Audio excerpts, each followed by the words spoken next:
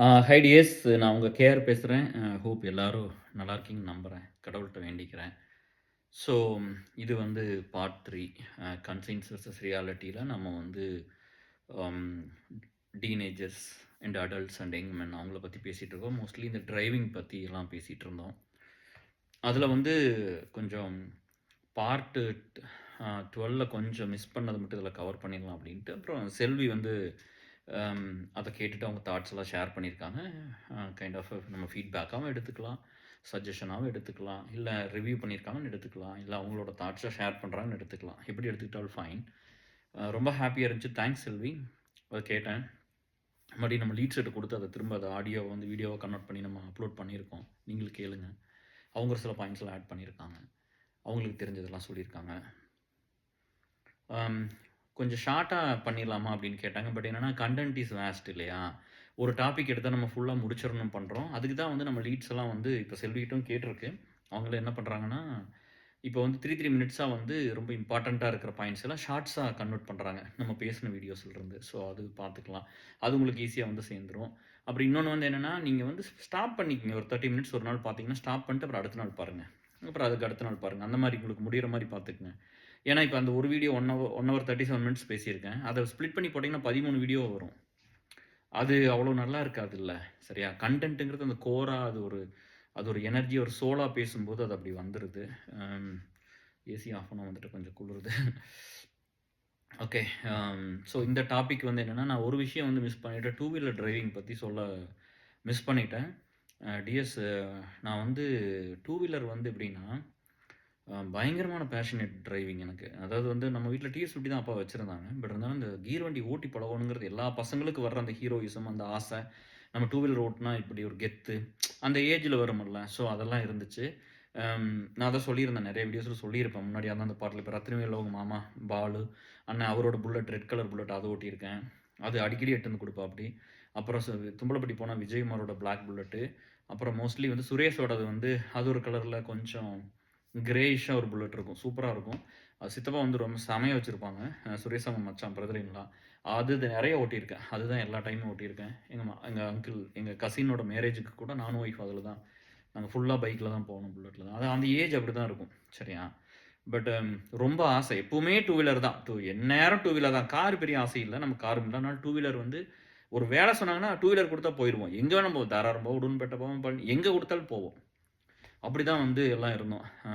அவ்வளோ அவ்வளோ ஒரு ஆசை, அவ்வளோ ஒரு காதல், ஒரு தீராத காதல் 2 வீலர் ஓட்டுறது. எங்கள் ஊரில் எல்லாத்துக்குமே தெரியும். ஆஸ்பத்திரி போகிற காதல். நான் அந்த ஃப்ரீ டிரைவர் நான் தான். அடிதடி பண்ணிக்கிட்டாங்கன்னா எங்கேயாவது இல்லை கீழே விழுந்துட்டாங்கன்னா எது பண்ணாலும் அடித்தவங்களும் சரி, அடி வாங்கணும், எல்லாத்தையும் ஆஸ்பத்திரி நான் கூப்பிட்டு போவேன். அந்த மாதிரி ரொம்ப ஒரு பேஷனேட்டாக ட்ரைவ் பண்ணி எல்லாத்தையும் கூட்டிகிட்டு போகிறது ரொம்ப ஆசை. ரொம்ப ஒரு நம்ம எப்படியாவது ஒரு அதிகபட்ச கோல் வந்து ஒரு வண்டி வாங்கிடணும், ஒரு கீர் வண்டி வாங்கிடணும், வந்து புல்லட் வாங்கணும்னு ரொம்ப ஆசைப்பட்டோம். அப்போ நானும் சுரேஷும் போய் ஒரு அண்ணங்கிட்ட போய் கேட்டு கூட வந்தோம். ஒரு 15,000 சொன்னார். எங்ககிட்ட 1000 கூட இல்லை. சும்மா கேட்டு வந்தோம் போய், வேணும் அப்படின்னு சொல்லி, வாங்கிடலாம் அப்படின்னு சொல்லிட்டு. இப்போ பாருங்கள் அவ்வளோ ஆசை அந்த வண்டியெல்லாம் வாங்கணும்னு. அப்புறம் அந்த மாதிரி ஒன்று இருந்துச்சு அந்த ஒரு டைமு. அப்போ என்னென்னா, நாங்கள் வந்து இந்த எனக்கு கல்யாணம் ஆகிடுச்சு, வேலைலாம் இல்லை. அப்போ வந்து பைக்கில் போயிட்டுருந்தோம்.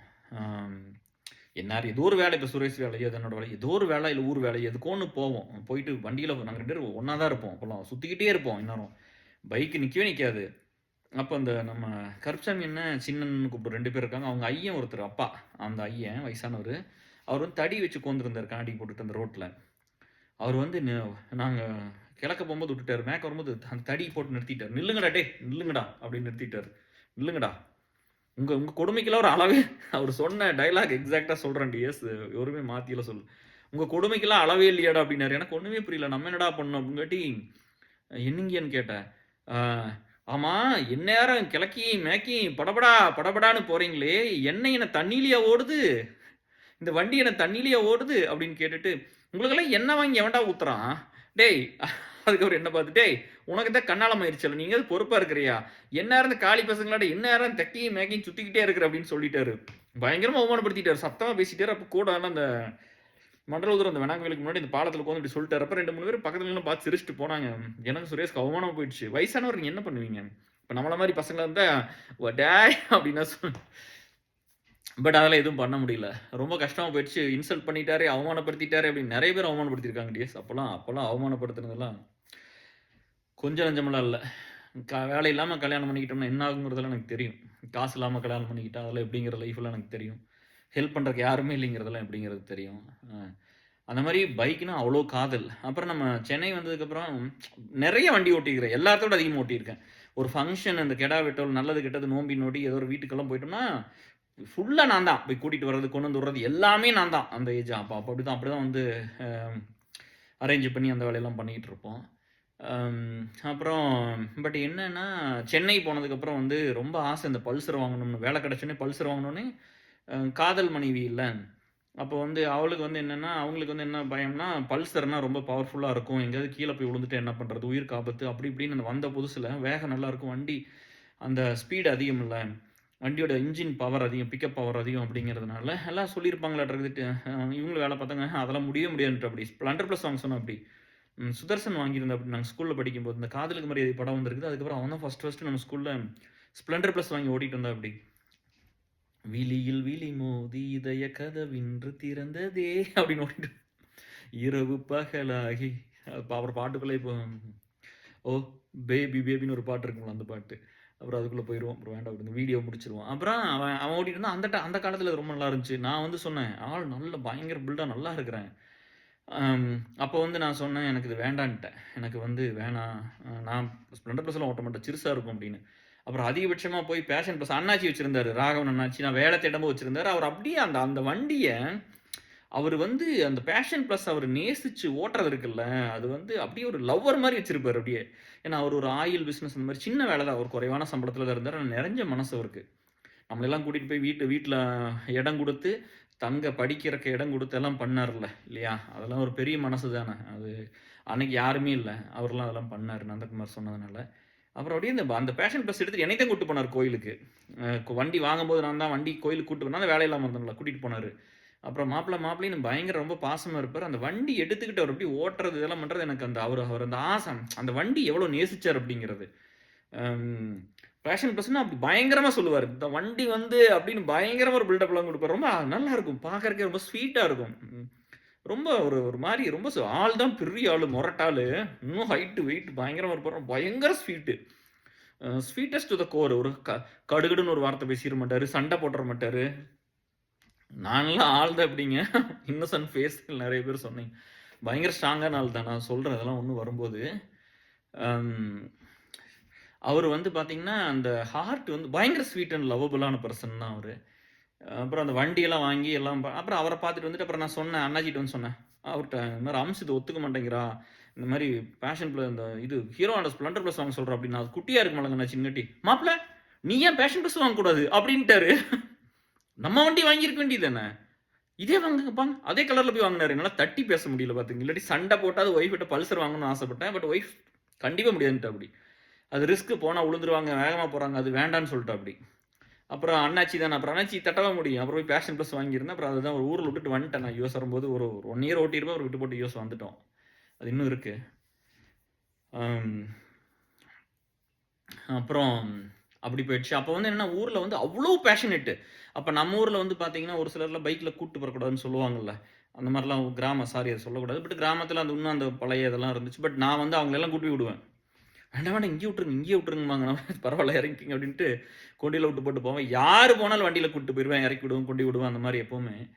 அம் ஆனா வந்து என்ன அதில சொல்ல வரேன்னா, அவ்ளோ வண்டி டிரைவ் பண்ணியிருக்கிறோம். வேலை இல்லாம இருந்தேன்னா, அப்ப எவ்வளோ நாள் சுத்தியிருப்பேன் பொண்டாட்டியோட வரலாம், இல்ல ஃப்ரெண்ட்ஸோட, இல்ல சொந்தக்காரங்களோட வரலாம். அ ஒரு நாள் கூட யாரையும் கொண்டு டூ வீலர்லேருந்து கீழ போட்டதில்ல. சரிங்களா? ஒரு நாள் போட்டதில்ல அப்படிலாம். அம் என்னைய என் ஃப்ரெண்ட் 2 தடவ கீழ போட்டுட்டாப்படி. ஒரு தடவ சைலன்சர்ல கால் வெந்து போச்சு. ஒரு நாள் புல்லட்ல விழுந்த சீன் இருக்குல்ல. நான் சொன்னேன்ல பல்லடத்து பக்கத்துல. பட் நான் யாரையுமே கீழ போட்டதில்ல. I am always a safe driver. எனக்கு அந்த அந்த அந்த அந்த அத ரொம்ப யோசிப்பேன். எங்க வீட்லருந்து வரும்போது கூட, அ எங்க மாமனார் வீட்லருந்து இது இது காய்ச்சல் டியர்ஸ் லைட்டா வந்து கொஞ்சம் இந்த குல்லா போட்டுக்கலாம்னு நெனைக்கிறேன். கொஞ்சம் நேரம் வச்சுட்டு குளிர் அடிச்சுனா போட்டுக்கலாம்.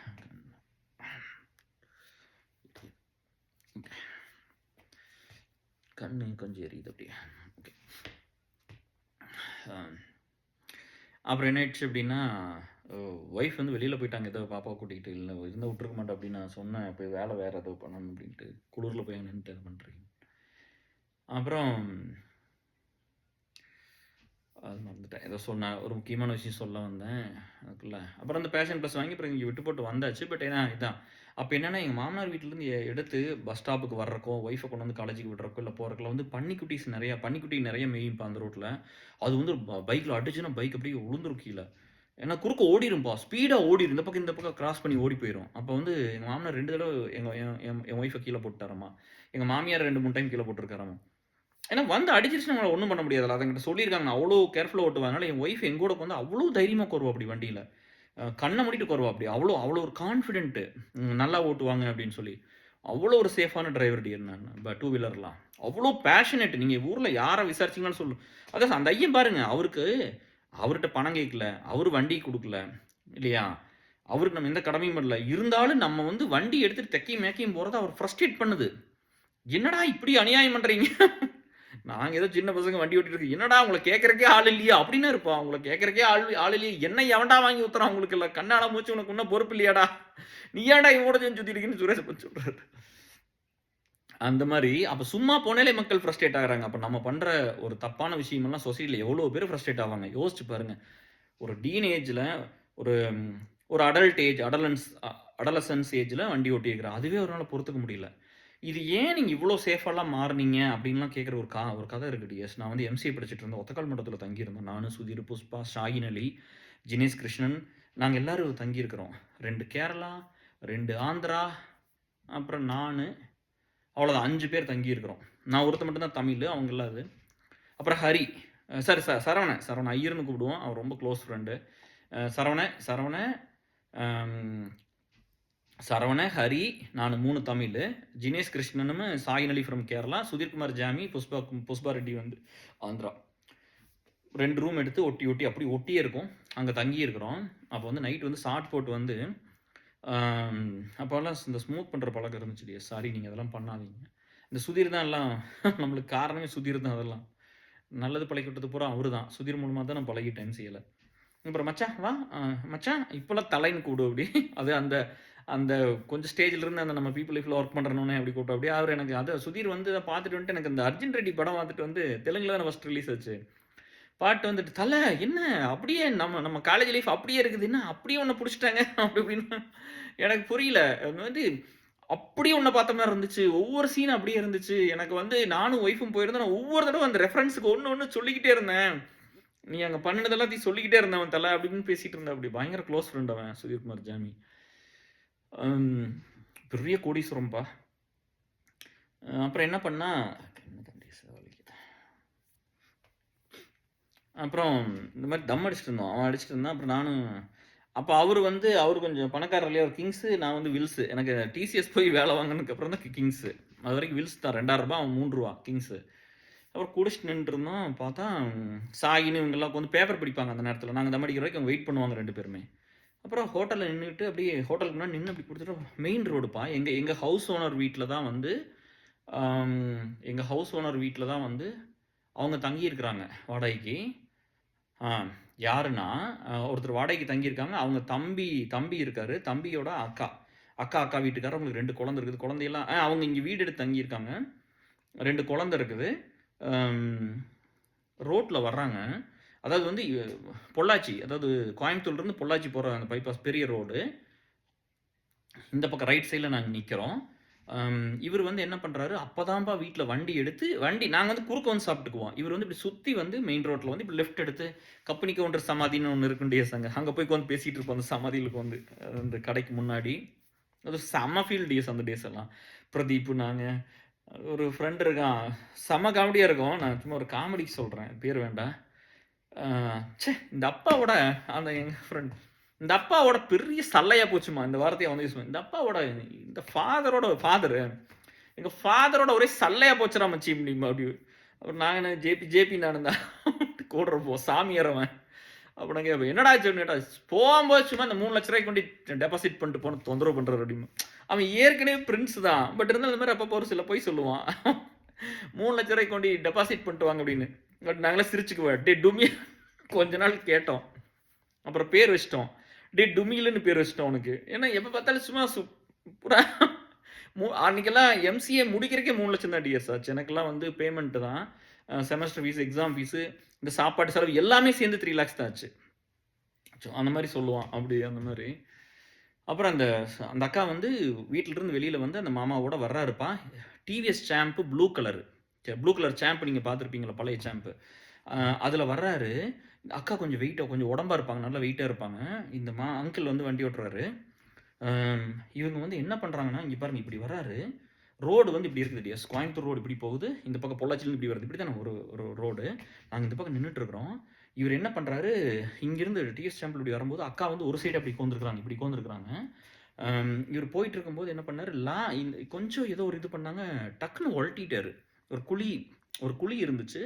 ஒரு குழியில் விட்டு சும்மா ஒரு சின்ன திட்டு, ஒரு குழி மாதிரி இருந்து உள்ள இப்படி போனோன்னு வண்டி வந்து இப்படி உழட்டிட்டார், பேலன்ஸ் பண்ண முடியாம. அக்கா கொஞ்சம் வீட்டுனால பேலன்ஸ் பண்ணல. அப்படி உழட்டினோடனே டப்புன்னு இந்த அக்கா அப்படி கண்ணு முன்னாடி பார்க்குறோம், டக்குன்னு மலாக்கா விழுந்துருச்சு. லைட்டாக வண்டி இப்படி ஆட்டினார் டிஎஸ். ஒன் சைடாக உட்காந்துருக்குறாங்கல்ல, பேலன்ஸ் இருக்காதல்ல லேடிஸு, அப்படி இப்படி விழுந்துட்டாங்க. விழுந்தோடனே அங்கேருந்து அப்படி லாரி வந்து அப்படி தலையில் ஏறிட்டு போயிடுச்சு. கண்ணு முன்னாடி நடக்குது. அப்படி போனோன்னே இவர் கால் உடஞ்சி போச்சு. அப்படி கொஞ்ச நேரம் யாருக்குமே அப்படியே பைத்தியம் முடிச்ச மாதிரி ஆகிட்டோம். அப்புறம் தலையிலிருந்து டிஎஸ் நீங்கள் நம்பவே மாட்டேங்க சொன்னான். லாரி ஏட்டு போன மூளை அப்படி உருண்டு போகுதுங்க அப்படி ரோட்டில். ஐயோ அது அது வந்து அந்த கண்ணு அப்படி கண்ணு முன்னாடி நிற்கிது அப்படியே. எம்சி ஃபஸ்ட் இயர் படிக்கிறோம். அப்புறம் நான் அந்த அவரு தான் நாங்களாம் அப்படி பேயறைஞ்ச மாதிரி நிற்கிறோம். என்னடா நான் அந்த ஒரு ஃப்ராக்ஷன் ஆஃப் செகண்டில் டக்குன்னு விழுகுது, டக்குன்னு லாரி ஏறி போகுது. அப்படி ஏதோ ஓடுதுப்பா இருட்டுக்குள்ளே. அப்படியே லைட்டு அடிக்குது, லைட் வெளிச்சத்தில் தெரியுது, ஏதோ ஓடுது, அப்படி உருண்டு ஓடுது. அவருக்கு என்னன்னு கூட தெரியலப்பா, கரியா சதையா தலையிலிருந்து நாங்களாம் மூளைன்னு நினச்சி. அவர் ஓடி போய் எடுத்துக்கணும், தலையில் வச்சு அமுத்துற ரத்தம் அப்படி கொட்டிக்கிட்டு வருது, பூரம் போச்சு. இவருக்கு காலில் அடிபட்டுருச்சு. அப்புறம் உடனே வந்து ஆம்புலன்ஸுக்கு பண்ணி இதெல்லாம் பண்ணி இது லைவாக பார்த்தேன். அப்போ தான் ஒரு லெசன் லேர்ன் பண்ணிக்கிட்டோம். லேடிஸை பைக்கில் கூட்டிகிட்டு போகும்போது அவங்க ஒன் சைடாக உட்காந்துருப்பாங்க, அவங்களுக்கு கிரிப் இருக்காது. அவங்க லோக்கல் டெய்லி வந்துட்டு போகிற ரோடு தானே, மெயின் ரோடாக இருந்தால் கூட அவங்க வீட்டிலேருந்து வந்துட்டு போகிற ரோடுங்காட்டி அசால்ட்டாக வந்து உலட்டிட்டாரு. உலட்டினோடனே அப்படியே அந்த அது அந்த அந்த லைட்டாக உலட்டினா விழுந்துருவாங்க. அதனால தான் லேடிஸ் எப்போவுமே வந்து பார்த்தா, என் ஒய்ஃபெல்லாம் வந்து கல்யாணம் முடிச்ச புதுசில் ரெஸ்ட்ரிக்ஷனு, சுடிதாரே போட விடல அவங்களாம். போடக்கூடாதுன்ட்டாங்க. சுடிதார் போட்டால் தானே 2 சைடு கால் போட்டு போட முடியும். அது அப்போ வந்து உடமானேன்னு சொல்லிட்டாங்க. அப்போ சாரி தான். அதனால் வந்து நல்லா பிடிச்சிக்கோ நான் மெதுவாக தான் நான் எந்த இடத்துக்கு போனாலும் ஒரு சேஃபான டிரைவர் தான் டிஎஸ். இது வரைக்கும் யாரையுமே கீழே போட்டதில்லை. எனக்கு அதில் மட்டும்தான் ஒரே சந்தோஷம். பெருமை இல்லை, சந்தோஷம். நான் சேஃபாக ஓட்டிட்டேன் அப்படின்னு. நான் அங்கே ஓட்டாத பைக் கிடையாது. சென்னையிலே அப்படி தான், பூரா பைக்கு தான் எங்கே போனாலும். ஒய்ஃபை கூப்பிட்டு பைக்கில் தான் போவேன், ஃப்ரெண்ட்ஸோட எல்லா பக்கம் பைக்கு தானே. ஆனால் வந்து சென்னையில் சுத்தாத சந்து கிடையாது. அப்புறம் இவங்க வந்து ஏதோ கவர்மெண்ட் எக்ஸாம் எழுதுறதுலாம் ட்ரை பண்ண அப்படி. அதனால் வாரம் எங்கேயாவது கூப்பிட்டு போய் விடுவேன்.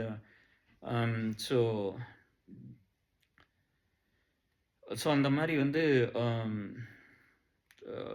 தெரில டேஸ். அந்த மாதிரி இது எல்லாமே வந்து ரொம்ப அந்த அங்கிள் வந்து ரொம்ப கஷ்டப்பட்டாங்க. வந்து அக்கா இறந்ததுக்கப்புறம் வந்து ரொம்ப வருஷம் கல்யாணம் பண்ணிக்கல. 2 குழந்தை இருந்துச்சு. அப்போ எப்படி இருக்குன்னு பாருங்க. நம்மளே ஒருத்தரை கொன்னுட்ட மாதிரி ஆயிடுச்சு. அதனால் லேடீஸை வண்டியில் கூட்டிகிட்டு போனீங்கன்னா நீங்கள் ரொம்ப சேஃபாக ஓட்டணும், புரியுதா? டபுள் சைடு கால் போட்டாங்கன்னா நல்லா பிடிச்சி உட்காந்துக்க சொல்லுங்கள். ஒன் சைடெல்லாம் உட்காந்து அம்மாவெல்லாம் கூப்பிட்டு போனீங்கன்னா சாரியோட வந்தாங்கன்னா ஒன் சைடு தான் வருவாங்க. அப்போ நீங்கள் ரொம்ப சேஃபாக ஓட்டணும். இன்றைக்கி இருக்கிற பிரச்சனை என்னென்னா, இன்றைக்கி எல்லாம் நண்டு சிண்டெல்லாம் வண்டி ஓட்டுது இல்லையா? ப்ராப்பராக இது வந்து என்னென்னா, நீங்கள் ரேஸ் பண்ணுறக்கோ இது பண்ணுறக்கோ அது ஒரு ஹீரோயிசமாக தான் இருக்கும்.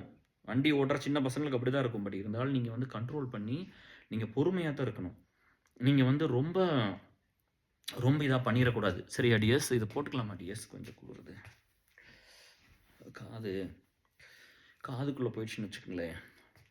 அப்புறம் ரொம்ப தலைவலிக்கு.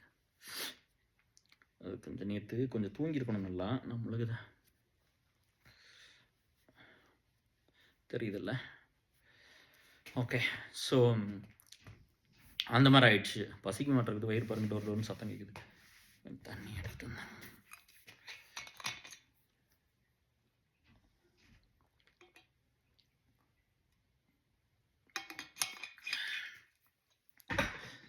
கொஞ்சம் சரி பண்ணிக்கலாம் டேஸ், ஒன்றும் பெரிய பிரச்சனை இல்லை. அதனால் இந்த லேடிஸை கூட்டிகிட்டு போகும்போது ரொம்ப கேர்ஃபுல்லாக போங்க. இந்த 2 வீலர் ட்ரைவ் வந்து ரொம்ப டேஞ்சரானது, சரிங்களா? 4 வீலரோட ரொம்ப டேஞ்சர். ஏன்னா கீழே விழுந்து பட்டுன்னு விழுந்தால் ஏதோ மேலே வந்து ஏறிடுது, எங்கேயோ ஒரு அடிச்சோன்னா மண்டை அடி விட்டுறோம்ல. ஹெல்மெட்லாம் ப்ராப்பராக போட்டு போங்க. லேடிஸை கூட்டிகிட்டு போகும்போது நீங்கள் ரொம்ப சேஃபாக போகணும் டிஎஸ், சரிங்களா? அவங்கள மேக் ஷூர் தட் அவங்களுக்கு கிரிப் இருக்கிற மாதிரி பார்த்துக்குங்க. பொறுமையா போங்க. டிரைவ் வந்து எப்படின்னா, எப்பவுமே வந்து நீங்க டிரைவ் பண்றதெல்லாம் பிரச்சனை கிடையாது. அடுத்தவன் ரோட்ல எப்படி வர்றான்னு சொல்லி அத சென்ஸ் பண்ணி தான் நீங்க ஓட்டணும் வண்டியெல்லாம். சரிங்களா? ஏன்னா இங்க வந்து நான் கரெக்ட்டா தான் போனேன், நான் கரெக்ட்டா தான் போனேன்னு நம்ம எல்லாம் சொல்லுவோம். ஆனா உயிர் போயிருமே! அவன் தப்பா வந்தாலும் உயிர் போயிருமே! அப்ப நம்ம தான் வந்து ரொம்ப சென்சிபிளா இருந்து வண்டி ஓட்டணும். ரொம்ப ரொம்ப வே வே சென்சிபிளா இருக்கணும். அதாவது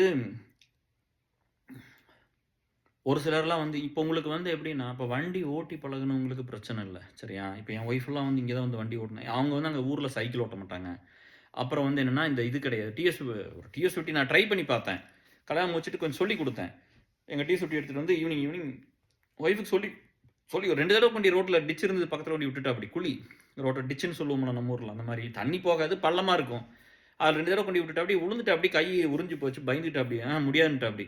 சைக்கிள் ஓட்ட தெரியாது. டிஎஸ்50 ஓட்ட தெரியாது. இங்க வந்து நான் கார் பழக்கி விட்டேன்.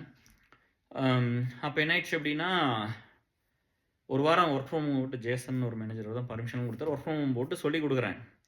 கோவம் வந்துருச்சு. சண்டை வந்துருச்சு. அப்புறம் வந்து நம்ம ஏன்னா அவங்களுக்கு வந்து எப்படின்னா, வண்டி ஓட்டத் தெரியாதனால, have accelerator works, break works அப்படிலாம் தெரியாதுல்ல. ரோட் வியூ அதெல்லாம் தெரியாதுல்ல. ஏன்னா ஒரு 2 வீலர் ஓட்டியிருந்தா கூட வந்து என்னன்னா, ஒரு சைக்கிள் ஓட்டியிருந்தா கூட வந்து ரோடு வியூலாம் தெரியும் உங்களுக்கு. எப்படி வந்து ஒரு 2 வீலர் ஒரு மொப்பெட்டு, ஒரு ஸ்கூட்டர் ஓட்டியிருந்தா கூட, ஒரு கீர் வண்டி இல்லாத ஏதோ ஒரு ஸ்கூட்டி அந்த மாரி ஓட்டியிருந்தா கூட, டிஎஸ்50 ஓட்டியிருந்தா கூட, ஒரு ரோடு சென்ஸ் இருந்திருக்கும். அதாவது ரோடு வியூ தெரிஞ்சிருக்கும். எப்படி திருப்பணும், எப்படி போகணும், ஆப்போசிட்ல வரவங்கள எப்படி பார்க்குறது, பிரேக் எப்படி how brake works, how accelerator works அப்படிங்கிறதெல்லாம் தெரிஞ்சிரும் இல்லைங்களா? ஹவ் கிளட்ச் ஒர்க்ஸ் எல்லாம் தெரியும். இப்போ ஒண்ணும் தெரியாதனால அதனால கிளாஸ் போட்டு விட்டேன். நீ போய் கிளாஸ்ல போய் படிச்சுக்க போ அப்படின்னு. அதுக்கப்புறம் சொல்லி கொஞ்சம் கொஞ்சமா பண்ணி, இப்போ அவங்களும் ஒரு 15 வருஷமா யுஎஸ்ல கார் ஓட்டுறாங்க. ரொம்ப சேஃபா தான் 2 பேருமே ஓட்டிக்கிறோம். நான் அதுதான் சொல்லிக் குடுப்பேன். நீ மெதுவாவே போய்க்கோ. நீ ஸ்பீட் லிமிட்லயே போய்க்கோ. எனக்கு 1/2 மணி நேரம் லேட் ஆனாலும் பரவால்ல. நீ முன்னாடி வந்து அந்த ஆணியும் புடுங்குறது இல்ல. அதனால பொறுமையா வான்னு சொல்லிருவேன். எங்க போனாலும் நீ பொறுமையா தான் வரணும். நீ சேஃபா வரணும் எனக்கு அவ்வளோதான். நீ முன்னாடி வர்ற எனக்கு லேட் ஆனாலும் பிரச்சனை இல்ல. சோறு இல்லையா பிரச்சனை இல்ல. நாங்க ஏதோ ஒண்ணு பண்ணிக்கிறோம். ஆனா நீ ரிஸ்க் எடுத்து வண்டி மட்டும் ரிஸ்க் எடுத்து ஓட்டவே கூடாது. நம்ம உயிரும் டேஞ்சரு. நம்ம ரோட்ல வேற யாராவது ஒரு அன்னோன் பெர்சன் வருவாங்கல்ல, அவங்க உயிருக்கு நம்ம ஒரு டேஞ்சர கிரியேட் பண்ணிருவோம். அதனால அது ரொம்ப சேஃபா இருந்து பார்க்கணும். 2 வீலர் எக்ஸ்ட்ரீம்லி டேஞ்சரஸ். நான் தான் சொல்றேனே, இப்ப நீங்க எல்லாம் வந்து இந்த ரேஸ், இந்த சினிமால பண்ற மாரி இந்த இந்த அந்த ஸ்டைல் பண்றது, இதெல்லாம் பண்றதுன்னா உயிர் போயிருது. பட்டுன்னு தட்டுனா உயிர் போயிரும். இது உயிர் ரிலேட்டடு.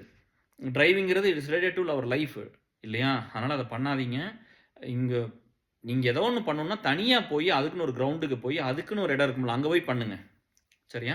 அத பண்ணுங்க. பட் வந்து ஒரு பொதுமக்கள் யூஸ் பண்ற எந்த ரோட்லயும் இத பண்ணாதீங்க.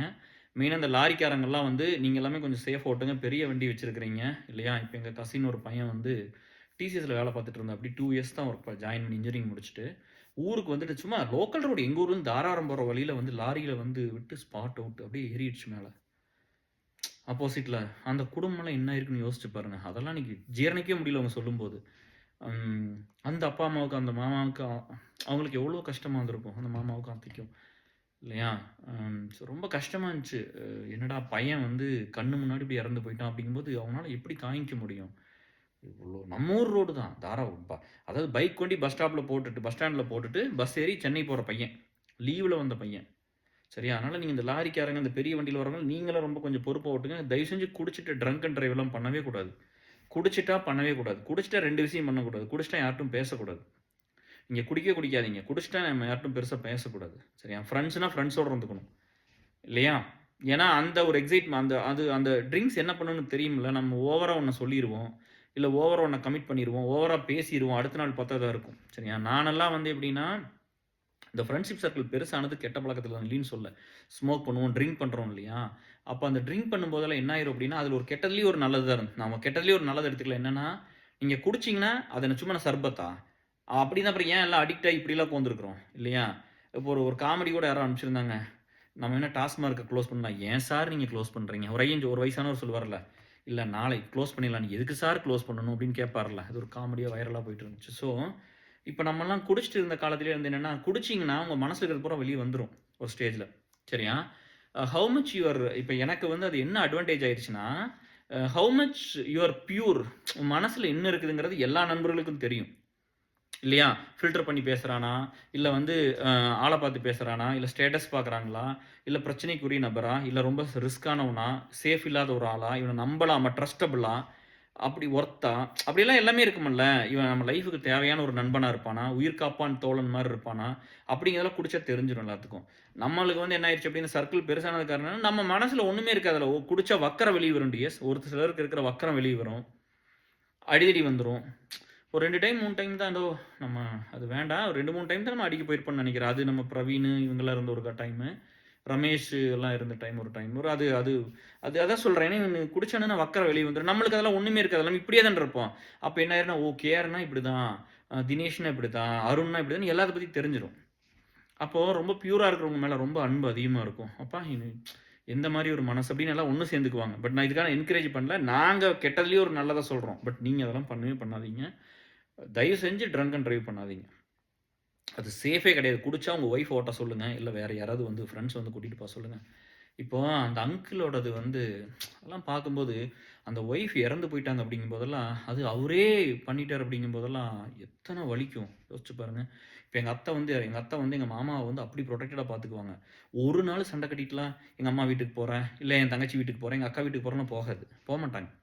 கூடவே தான் இருப்பாங்க. எத்தன சண்டை வந்து என்ன பண்ணாலும் கம்முனு தான் இருப்பாங்க. அவங்க பிரிஞ்சு கூட இருந்து நான் பார்த்ததே கிடையாது. அதெல்லாம் ரொம்ப கஷ்டமா இருந்துச்சு. அது வந்து ஏதோ ஒரு பாட்டு கூட அந்த ஒய்ஃப் இறந்து போனதுக்கு நல்ல பாட்டு. ஃபுல்லா தெரியுமான்னு தெரியல. வந்துருமான்னு கௌதமி வேற ஒரு பாட்டு சொல்லியிருந்தாங்க. அத பாட சொல்லி. அது என்ன பாட்டு?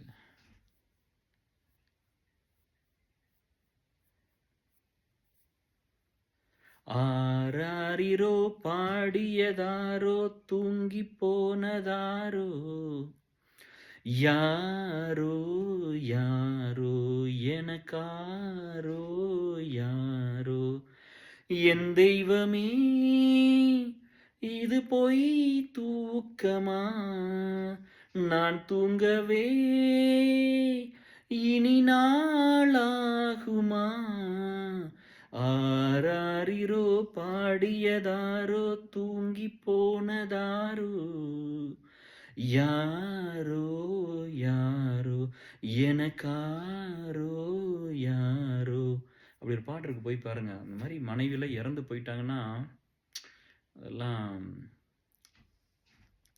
அது ரொம்ப அதில் அந்த பல்லவியோட ஞாபகம் இருக்குன்னு நினைக்கிறேன். நீ முந்தி போகவே நியாயம் இல்லையே நான் முந்தி போகவே யோகம் இல்லையே கூண்டை விட்டு தாய்க்கிளி பறந்ததிங்கே பசித்தவன் கேட்கிறேன் பால் சோறு எங்கே என் தேவியே நானும் செய்த குற்றம் என்ன கூறு ஒரு பார்வை பாரு அப்படின்ட்டு இருக்கும். பயங்கரமான பாட்டு டிஎஸ். அந்த ஒய்ஃப் இறந்து போகும்போதெல்லாம் அது பயங்கரமா ரொம்ப டச்சிங்கான பாட்டு டிஎஸ். இதெல்லாம் போய் பாருங்க. அப்புறம் அடுத்த அடுத்த பல்லவி என்ன? பொழுதாகி போனதே இன்னும் தூக்கமா சொல்லாமல் போனதே தாயே நியாயமா உயிர் தந்த தேவிக்கு உயிர் இல்லையே பசித்தவன் கேட்கிறேன் பால் சோறு எங்கே அன்னம் போட்ட என் தாயே உனக்கு அரிசி போட வந்தேன் என்ன நானே நொந்தேன் ஆராரிரோ பாடியதாரோ தூங்கி போனதாரோ யாரோ யாரோ எனக்காரோ யாரோ என் தேவியே இது பொய் தூக்கமா நான் தூங்கவே இனி நாளாகுமா ஆராரிரோ பாடியதாரோ பயங்கரமான பாட்டு டிஎஸ். பொண்டாட்டிலாம் செத்து போயிட்டா லைஃப் வந்து ஒரு நரகமாக போயிடும். அது வந்து எனக்கெல்லாம் ஒன்றுமே தெரியாது. நான்லாம் வந்து குக் கூட பண்ண மாட்டேன். எனக்கு அடுப்பில் என்ன வைக்கிறதுன்னு கூட தெரியாது டிஎஸ். அந்த மாதிரி சாப்பாட்டுக்கு மட்டும் இல்லை. பட் வந்து பயங்கர ப்ரொடக்டிவ் தான். பயங்கர ப்ரொடக்டிவ், பயங்கர பொசசிவ், டூ மச் கேரிங்கு. எல்லா ஒய்ஃபும் அப்படி தான் இருப்பாங்க. இது என் ஒய்ஃப் மட்டும் கிடையாது. எல்லாரும் அப்படி தானே இருந்திருப்பாங்க. அதனால நீங்க வந்து இன்னைக்கு கௌதமி கோவம் வந்துரும். நம்ம சொன்ன பாட்ட பாடல கமெண்ட்ஸ்ல எல்லாம் போட்டுரும் அப்படின்ட்டு. அது வந்து நீங்க அது சிச்சுவேஷன் வரும்போது பாடிறலாம். அது வந்து என் தேவியே என் தெய்வமே அப்படி வரும் இல்லையா? இது பொய் தூக்கமா நான் தூங்கவே இப்ப எங்க மாமனார்லாம் இது பொய் தூக்கமா நான் தூங்கவே நீ நாளாயிருமா அப்படிங்கிற அவ்வளோதான் போயிட்டாங்கன்னா. ஸோ அது வந்து அந்த மாரி ஒரு பாண்டிங்களோட ஹஸ்பண்ட் ஒய்ஃப் எல்லாம் இப்போ தான் 50 வயசுல போய் திரும்ப ஒரு கல்யாணம் பண்ணிக்கிறாங்க. அதெல்லாம் வந்து நான் நெகட்டிவா எதுவும் சொல்லல. சொசைட்டி மாறி இருக்குதுன்னு அதெல்லாம் ஒத்துக்கிறேன். பட் இருந்தாலும் இந்த மாரி உருக்கமா இப்படியெல்லாம் இருந்துட்டு போனா தானே அந்த பாதிப்புலாம் இருக்கு. சும்மா வந்து என்னமோ பேருக்கு வாழ்ந்தோம், புடிச்சோம் அப்படின்லாம் இருந்து என்ன டிஎஸ் இருக்குது. ஒரு குழந்தைன்னா அது மேல எல்லாம் இந்த இருக்கிற அத்தனை உயிரினங்கள் மேலயும் அன்பா தானே இருந்திருக்கணும். கோவம் வரும். கோவம்ங்கிறது ஒரு உணர்வு தானே. காதல் மாரி, பாசம்ங்கிற மாரி, அழுகைங்கிற மாரி, கோவம் அது ஒரு தானே. அதான் நான் சொன்னேன். இப்ப அண்ணாச்சிலாம் வந்து சண்டை போட நம்ம என்ன போய் என்ன இதான் நம்ம அந்த சின்ன வயசுல ஏதோ ஃப்ரெண்ட்ஸுக்கு ஏதாவது அடி பண்ணியிருப்போம் அவ்வளோதான். மத்தபடியெல்லாம் வந்து அந்த ஃபைட்டிங் ஸ்பிரிட்டுங்கிறது இப்ப என்னன்னா, என் ஃப்ரெண்டுக்கு வந்து ஒரு உயிர் போற ஒரு விஷயம் இருக்கும். நான் அப்ப போய் உட்காந்து அவனுக்காக ஒர்க் பண்ணி பயங்கரமா போராடி அவன காப்பாத்தியிருப்பேன். அவனுக்கு வேணுங்கிறத பண்ணி குடுத்துருப்பேன். அன்னைக்கு அவனுக்கு அது புடிச்சிருக்கும். அடுத்ததே அவன் ஒரு தப்பு ஏதோ ஒண்ணு பண்றாங்கும்போது எனக்கு அந்த ஃபைட்டிங் ஸ்பிரிட் இருக்கும்ல. நான் நேச்சராவே எனக்கு அந்த ஃபைட் பண்றது இருக்கும் டிஎஸ். நேச்சராவே நான் அப்படிதான். சரியா? நீங்க யோசிங்களேன். உங்களுக்கு வந்து ஒரு 2 மாசம் இருக்கும்போது உங்க அம்மா செத்து போச்சு. அது சூசைட் பண்ணி செத்து போச்சுன்னா, நீங்க எப்படி வளருவீங்க? உங்க மனசுல அது கேட்கும்போது எப்படி இருக்கும்? நீங்க ஓகே போனா போயிட்டு போது அப்படி விட்டுருவீங்களா? உங்களுக்கு எவ்வளோ ஓடும்? அந்த அந்த ஏஜ்லருந்து இந்த ஏஜ் வரைக்கும் உங்க மனசெல்லாம் எப்படி இருந்திருக்கும்? இல்லையா?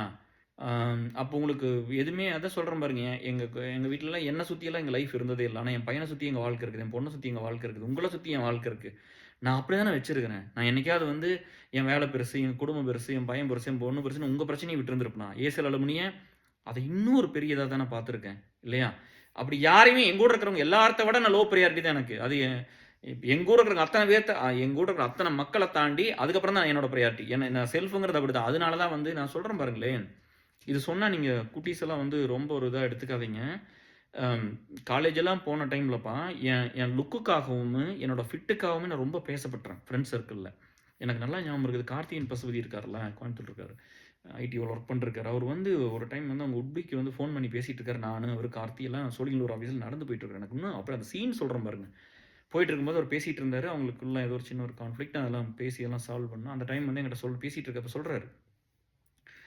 உனக்கு வந்து எங்க மச்சி இருக்காரு. நான் குடுக்குறேன் பேசு அப்படின்னு சொல்லிட்டு என்ன என்ன எக்ஸ்ப்ளைன் பண்றாரு டிஎஸ். என்ன சொல்றாருன்னா, இது நீங்க ரொம்ப கிண்டல் பண்ணி ஓட்டிறாதீங்க.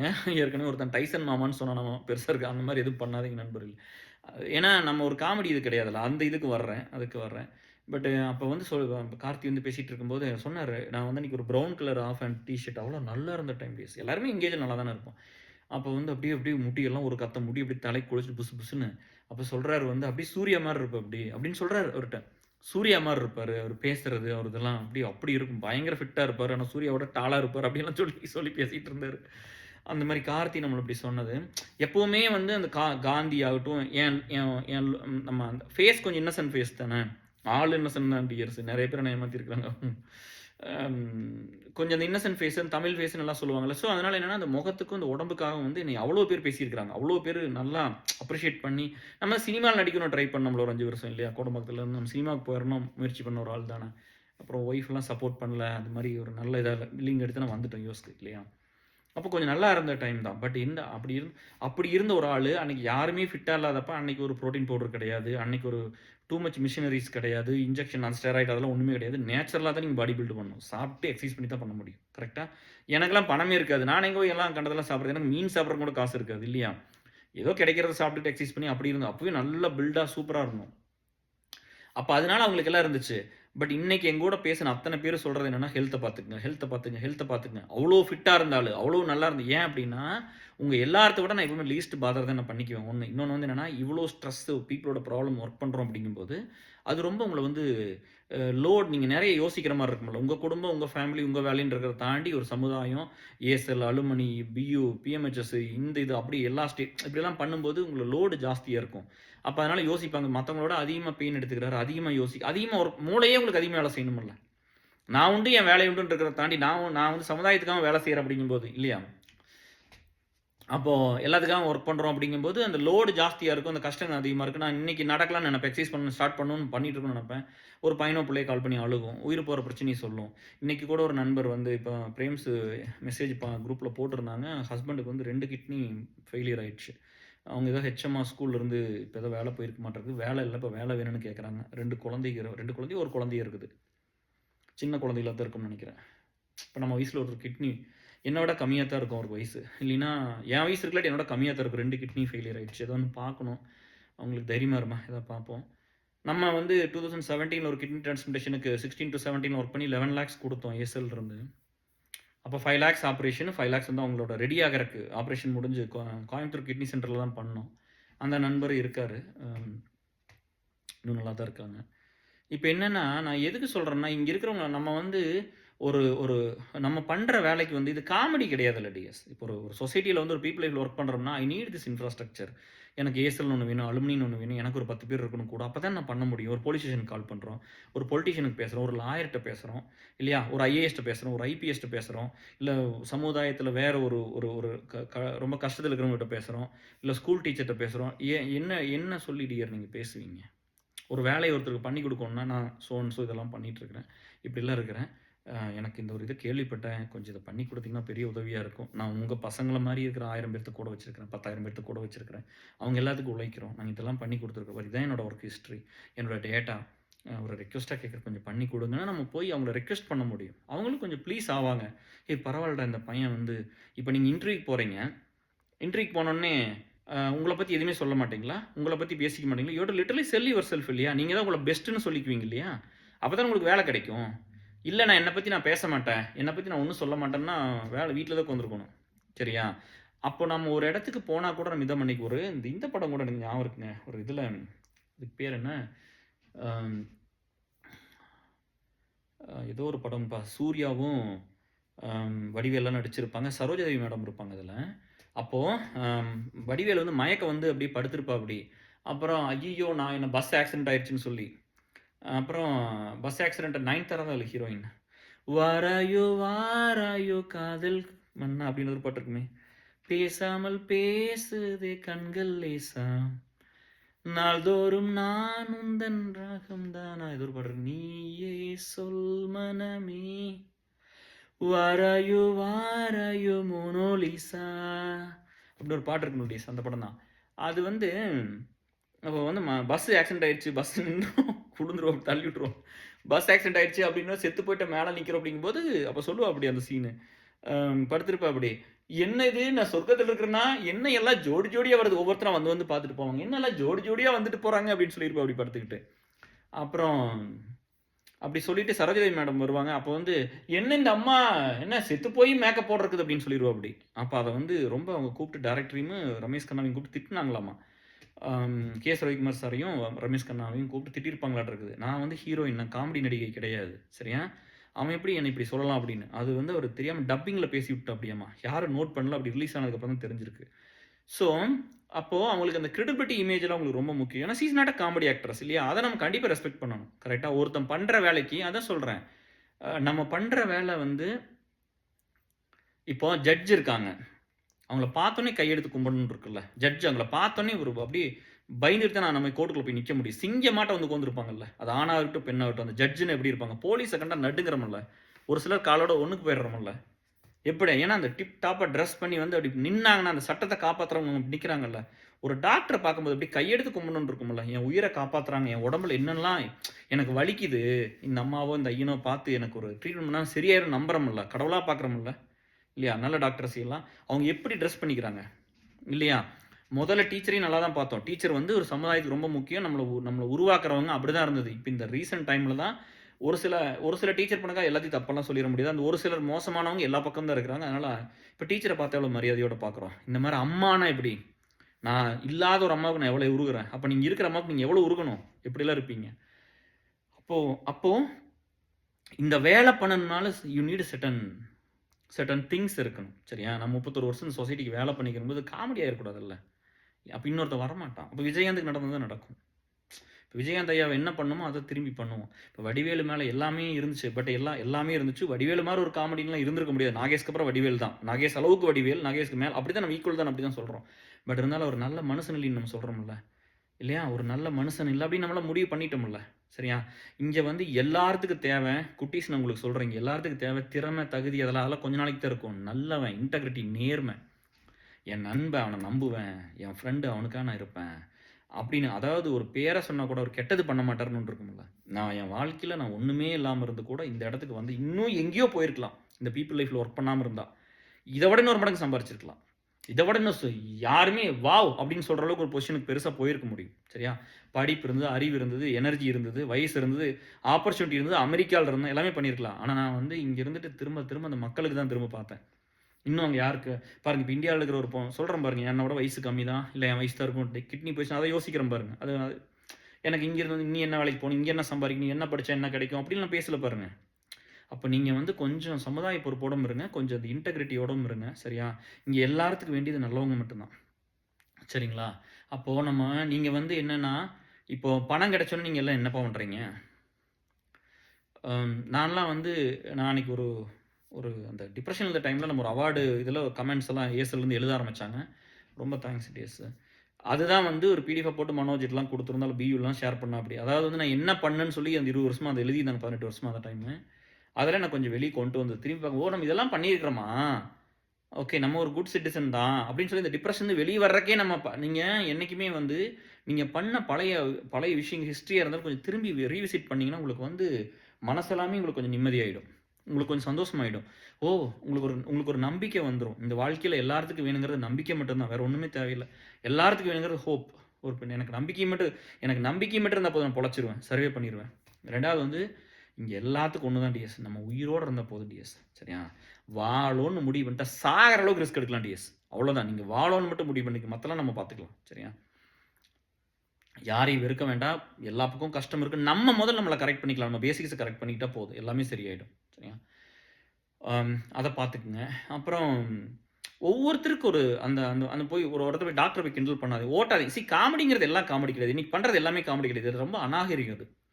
காமெடினா வடிவேல் பண்ண மாரியோ, செந்தில் பண்ண மாரியோ, இல்ல வந்து நாகேஷ் பண்ண மாரியோ, அப்படி ஏதாவது ஒரு காமெடி பண்ணிட்டு போயிருங்க. இப்ப இருக்கிறவங்கள பூரா ஓட்டிக்கிட்டு அத காமெடிங்கிற பேர்ல நீ சிரிக்கணுங்கிறக்கான மனநோயாளி நம்ம. யார வேணாலும் கிண்டல் பண்ணிறது, யார வேணாலும் அது என்ன காமெடியா? அது மனநோயாளின்னு பேரு அதுக்கு பேரு. சரியா? நான் ஓட்டுவேன், நான் ஃபன் பண்ணுவேன், இது பண்ணுவேன். அத நான் பெர்சனலா பேசி ஓட்டிக்கிறதா? இல்லையா? காமெடி சிரிக்கிறதுனா ரத்தினவேலு என் ஃப்ரெண்ட் சொன்னேன்ல, அவன் அவன் அவன் வந்து இந்த துண்டு டேய் தண்ணி எடுத்து அங்க வைடான்னு இதுல காமெடி பண்ணுவான் அப்படி. இந்த வாட்டர் பாட்டில்ன்னு சொல்லுவான். அப்ப சிரிப்பான். அதுதான் காமெடி. விவேக் பண்ணார்ல, விவேக் ஐயா. அது காமெடி. சரிங்களா? ஸோ, நம்ம ஒருத்தர வந்து அந்த ஹர்ட்டும் பண்ணி ஒண்ண பண்ணிறக்கூடாது. ஸோ, நீங்க அத ஃபர்ஸ்ட்டு பார்த்துக்கணும். இந்த டிரைவ் ரொம்ப சேஃபா நீங்க பண்ணுங்க. அப்போ நீங்க வந்து இப்ப நெறைய பேர் வந்து காலேஜ் போம்போது பேரண்ட்ஸ்க்கு மெயினா ஒரு ரிக்வெஸ்ட். நீங்கலாம் என்ன நெனச்சுக்கிறீங்க? எங்க காலமாட்டம் நெனச்சுக்கிறீங்க. 80ஸ், 90ஸ் மாரிலாம் நெனச்சுக்கிறீங்க. என்னன்னா, எப்படியா கஷ்டப்பட்டு கொண்டு காலேஜ்ல விட்டு அந்த புள்ள குட்டி படிச்சிரும்னு சொல்லி. அன்னைக்கெல்லாம் வந்து என்னையெல்லாம் வந்து நான் தான் சொன்னேனே 6 வருஷம் காலேஜ்ல எங்க அப்பா 1 வருஷம் கொண்டு விட்டுட்டு போனாரு பிஎஸ்சில. எனக்கு ஒரு நாள் கூட 3 வருஷத்துல கால் பண்ணதில்ல காலேஜுக்குலாம். நான் வீட்டுக்கு போறப்ப மட்டும் தான். அதே மாரி எம்சிஏ வந்துட்டு போனேன். எனக்கு பெருசாலாம் கால்லாம் பண்ணல. கொண்டு விட்டு போட்டு போனதா உடம்பு சரியில்லைன்னு ஒரு தடவ வந்தாரு. அத சொல்றேன். ஒரு டைம் டைஃபாய்டு காய்ச்சல் வந்துருச்சு. எனக்கு எக்ஸாம் இருக்குது வந்து பார்த்தாங்க. வந்து பார்த்தாங்க நான் படுத்திருந்தேன். அப்புறம் ஹவுஸ் ஓனர்ட்ட வந்து சொன்னாங்க, "கொஞ்சம் ரசம் வச்சு குடுக்குறீங்களான்னு?" கேட்டாரு. ரசம் வச்சு குடுத்தாங்க. அப்புறம் அப்படியே கொஞ்சம் சாப்பிடுறான்னு சொல்லி, அவங்களே சாப்பாடு போட்டு குடுச்சு. அந்த அம்மா குடுத்தது. அங்க போய் பார்க்க முடியாம போயிருச்சு பாருங்க. நம்மளுக்கு கோயம்புத்தூர்ல இருக்கிற நண்பர்கள்லாம் ஒரு நாளைக்கு வண்டி எடுங்கயா நம்ம போவோம். நம்ம அலுமினி மீட்ட முடிச்சுட்டு போய் இவங்களெல்லாம் ஒரு ரவுண்டு பார்த்துட்டு வருவோம். எப்படி இருக்காங்கன்னு கூட தெரியல. நம்மளுக்கு அந்த பயமெல்லாம் எப்பவும் கிடையாது. நம்ம ஏன் எல்லாத்தையும் போய் பார்க்குறோம்னா, இப்ப எல்லாரும் ஏன் போமாட்டாங்க? ஐயோ! நம்ம போனோம்னா பணத்த கேட்டுருவாங்களோ, ஹெல்ப் கேட்டுருவாங்களோ அப்படின்னு. நம்ம தான் பண்றதுக்கு தானே இருக்கிறோம். அதனால எப்பவுமே அந்த பயமெல்லாம் இல்ல டிஎஸ். ஒருத்தன் ஏன் இத்தன பேர்த்தோட இங்க பாருங்க நான் மக்கள் வேணும்னு தானே வர்றேன்.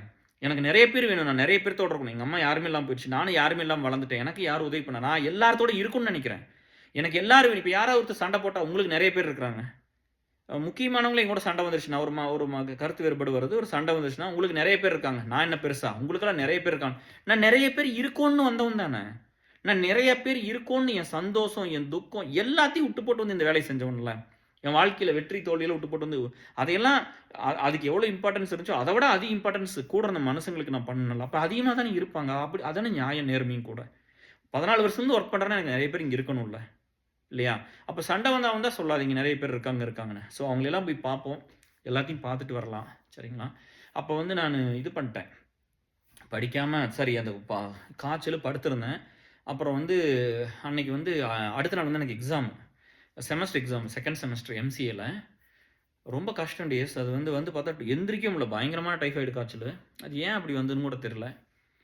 அப்புறம் டெஸ்ட் பண்ண டைஃபாய்டுன்னு சொல்லிட்டாங்க. அப்புறம் வந்து எங்க அப்பா என்ன சொன்னாங்கன்னா, அ நான் ஊருக்கு போலாம். ஊருக்கு போய் நான் பார்த்துக்கிறேன். அங்க கூட்டு போயிடுறேங்க அப்படின்ட்டாரு. இந்த இந்த அம்மா வந்து இவங்களுக்கும் வந்து அவங்க ஹவுஸ் ஓனர் வந்து கூட்டிட்டு போங்கன்னு சொல்ட்டாங்க. அப்போ வந்து பிரீமியர் நகர்ல இருந்தோம் ஒத்தக்கல் மண்டபத்தில. கூட்டிட்டு போங்கன்னு சொல்லிட்டாங்க. நான் வந்து இல்ல எக்ஸாம் இருக்காண்டி எக்ஸாம்லாம் எப்படி போய் எழுதுவேன்? உடம்பு சுத்தமா முடியாம இருக்குது அப்படின்னு சொல்லி அப்புறம் போயிட்டேன் நானும் கிளம்பி. அந்த 2ண்ட் செமஸ்டர் இப்ப 7 பேப்பர் எழுதல டிஎஸ்.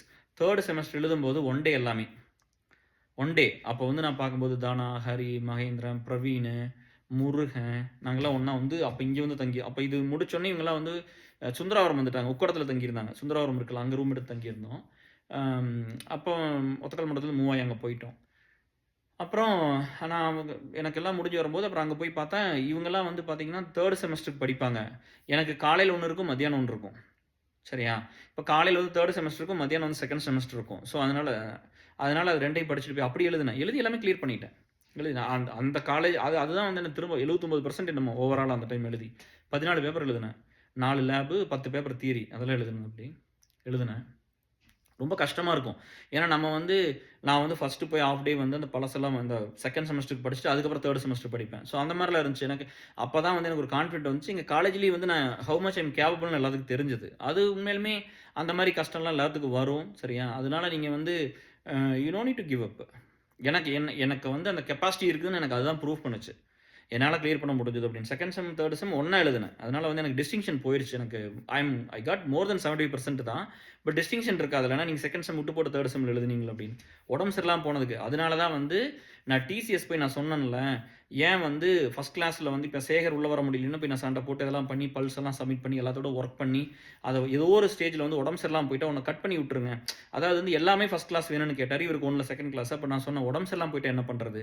ஒரு பொண்ணு, ஒரு பையனா ஒரு வயித்து வலி இருக்கும். பொண்ணுகளுக்கு நெறைய பிரச்சனை இருக்குல்ல. மென்சஸ் அப்படிலாம் இருக்குல்ல. அவங்களுக்கு என்ன வலியெல்லாம் இருக்குன்னு நம்மளுக்கு தெரியாது. பட் அவங்க சொல்லத வச்சு தான் கேட்டுருக்கோம். பட் அந்த மாரி உடம்பு சரியில்லாம யாருக்கு வேணா போயிரலாம்ல. ஏதோ ஒரு டைம் எக்ஸாம் டைம் உடம்பு சரியில்லாம போயிருச்சுன்னா, இந்த மாரி நடந்துரலாம்ல. அப்போ நீங்க இப்படி பாதிக்கப்பட்டீங்கன்னா, நீங்க போய் அத பண்ணணும். நான் போய் சொன்னேன். நான் வந்து நானும் அதில பாதிச்சிருக்கிறேன். உடம்பு சரியில்லாம போய் இந்த மாரி ஆயிருக்கு. அப்போ அதுக்கு யுஎஸ் எஜுகேஷன் எப்படி தெரியுங்களா? உங்களுக்கு வந்து அந்த ஃபைனல் எக்ஸாம் அன்னைக்கெல்லாம் மார்க் பெருசா கிடையாது. இப்போ 1200 மார்க் ஒரு சப்ஜெக்ட் இருக்குதுன்னா, எல்லாமே 900 உனக்கு முடிஞ்சிரும். ஃபைனல் எக்ஸாம் 200 தான். நீ எழுதாட்டி கூட நீ பாஸ் தான். சரி 50 வாங்கினாலும் பாஸ் தான். ஆனா நம்ம இந்தியன் சிஸ்டம் அப்படி கிடையாதுல்ல. நீ 1 வருஷம் படிச்சிருப்ப. அந்த ஃபைனல் எக்ஸாம் தான் உனக்கு வந்து டெஸ்டினேஷனு. அதுதான் உன்னோட ரிசல்ட்டு. அன்னைக்கு நீ ஸ்க்ரூ பண்ணினா முடிஞ்சு போச்சு. அப்படிதானே இருக்கும். இல்லையா? ஸோ அதெல்லாம் கொஞ்சம் மாத்த முயற்சி பண்ணணும். ஏன்னா ஃபர்ஸ்ட் இருந்தே கொஞ்சம் மார்க் 1 வருஷம் படிக்கிறீங்க. ஃபர்ஸ்ட் இருந்தே மார்க் அக்யூமுலேட் பண்ணி கொண்டு வந்துட்டு, ஒரு நாள் ஒரு எக்ஸாம் வச்சு ஃபுல்லா நீ முடிவு பண்ணினா, அன்னைக்கு அந்த பையனுக்கோ, புள்ளைக்கோ உடம்பு சரியில்லன்னு என்ன பண்றது? எந்திரிக்க முடியாம படுத்திருக்கிறோம். என்ன பண்றது? சாதாரண பிசிக்கல் ஹியூமன் பாடி தானே. இல்லையா? நம்ம மனுஷங்க வந்து வாழ்க்கை வாழ்ந்துட்டே போக, போக எப்படி இருக்கணும்னா, மனித வாழ்க்கை வந்து எவால்வ் ஆகி, மனித வாழ்க்கை வந்து வளமையா இருக்கணும், செழிப்பா இருக்கணும், சந்தோஷமா இருக்கணும். It is not about electronics. It is not about அந்த பைக் எடுத்துக்கிட்டு ரேஸ் ஓட்டுறது. அதெல்லாம் கிடையாது. இல்லையா? மனுஷ வாழ்க்கை வந்து நல்லா இருக்கணும் குட்டீஸ். நீங்க அதையெல்லாம் கொஞ்சம் புரிஞ்சுக்கங்க. சரியா? அப்ப நீங்க இவ்வளோலாம் காசு செலவு பண்றீங்கல்ல, நீங்க வந்து சென்னையில நான் போய் வேலை தேடி பார்க்கும்போது கூட, நெறைய பேர் வந்து நீங்க நெறைய பேர் வேலையில இருந்தீங்க. சரியா? அப்போ வந்து உங்க ஃப்ரெண்ட்ஸ் தான் நான் வந்து பூங்கோதை குடுத்த 4000த்துல சாப்பாட்டுக்கு லஞ்சுக்கு 4000 குடுத்தாங்க. ஏன்னா பயங்கர பில்டா நல்லா இருந்து தின்னுண்டா போயிட்டேன். லோ பிரஷர் வந்துருச்சு டிஎஸ். நான் டீ சாப்பிடும்போது லோ பிரஷர் வந்துருச்சு. அப்போ அவ்வளோ இளைச்சு போய் ஒண்ணுமே இல்லாம அடையாளம் தலை மட்டும் தான் இருந்துச்சு. அப்படிதான் இருந்து படிச்சு வேலை வாங்குனோம். அப்படிலாம் வேலை வாங்கிட்டு உள்ள வரும்போது, இவங்க கூட இருந்த ஃப்ரெண்ட்ஸ் இந்த லஞ்சுக்கு ரூ. 4000 கிடைச்சது. அந்த ரூ. 4000 2000 ஒரு பையனுக்கு குடுத்துட்டேன். அப்புறம் இன்னொரு அந்த சொல்ல பாருங்க, இந்த சிகரெட் குடிச்சு பீடி வாங்கி வச்சுக்கிட்டேன் அப்போலாம். அது சொல்லாமான்னு தெரியல. அம் அப்போ வந்து அவன் சொன்னான், "எனக்கு வந்து நானும் தான் ஒரு நேரம் சாப்பிடுறேன்" அப்படின்னு சொன்னதுனால, அவனுக்கு குடுத்தீல 2000 நானும் தான் ஒரு நேரம் சாப்பிடுறேன். என்ன பண்ண போறீங்கும்போது, அவங்க எங்க காலேஜ் ஃப்ரெண்ட்ஸ் கிடையாது. நாங்க சென்டருக்கு படிக்க போனோம்ல, அங்க நண்பர்கள். ஒண்ணா போயிட்டு வருவோம்ல. அதனால என்ன பண்ணேன், அந்த சிகரெட்ட அன்னைக்கே கீழ போட்டு 10ஆம் நம்பர் பீடி வாங்கி வச்சுக்கிட்டேன். அது ரொம்ப கம்மி தான விலை. அதனால அந்த சிகரெட் குடிக்கிற காசு ஒரு நாளைக்கு 10, 12 ரூவா வரும்ல, அதையும் இவனுக்கு குடுத்துட்டேன். நீ வேலை வாங்குற வரைக்கும் எனக்கு வேண்டான்னு. அதனால 9 மாசம் நான் சாப்பிடல. லஞ்சே சாப்பிடல. ஒரே ஒரு டைகர் பிஸ்கட் மத்தியானம். அப்ப ரூ. 3000 அவ்வளோதான். வயிறெல்லாம் கட்டி போச்சு. குடல்லாம் கிண்டலாகி போச்சு. அப்புறம் அத விடுங்க. அதுக்குள்ள போனா எமோஷனா இருக்கும். அவங்க இவங்க 2 பேருமே அழுதாங்க வந்து இந்த கமெண்ட்ஸ் எல்லாம் பார்த்துட்டு. ரொம்ப அந்த நாள் ஞாபகம் நெஞ்சிலே வந்ததே நண்பனே, நண்பனே, நண்பனே. இந்த நாள் அதுபோல் என்றுமாய் என இன்பமாய் இல்லையே அது ஏன், ஏன், ஏன் நண்பனே. அதெல்லாம் வந்து அந்த கஷ்டப்பட்ட காலத்துல கூட இருந்ததெல்லாம் இருக்குல்ல. அப்ப அவன் சொன்னான். என் என் ஃப்ரெ எங்க எங்க காலேஜ் பையன், எங்க ஸ்கூல் ஃப்ரெண்ட் எல்லாம் வந்து வேலையில இருக்கானுங்கடா. அவனுங்கலாம் எதுவும் பண்ணல அப்படின்னு.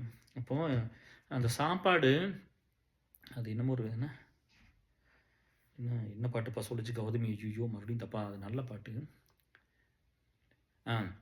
நிலை மாறும் உலகில் நிலைக்கும் என்ற கனவில், நிலை மாறும் உலகில் நிலைக்கும் என்ற கனவில், வாழும் மனித ஜாதி அதில் வாழ்வதில்லை நீதி, வாழும் மனித ஜாதி அதில் வாழ்வதில்லை நீதி, நிலை மாறும் உலகில் நிலைக்கும் என்ற கனவில்.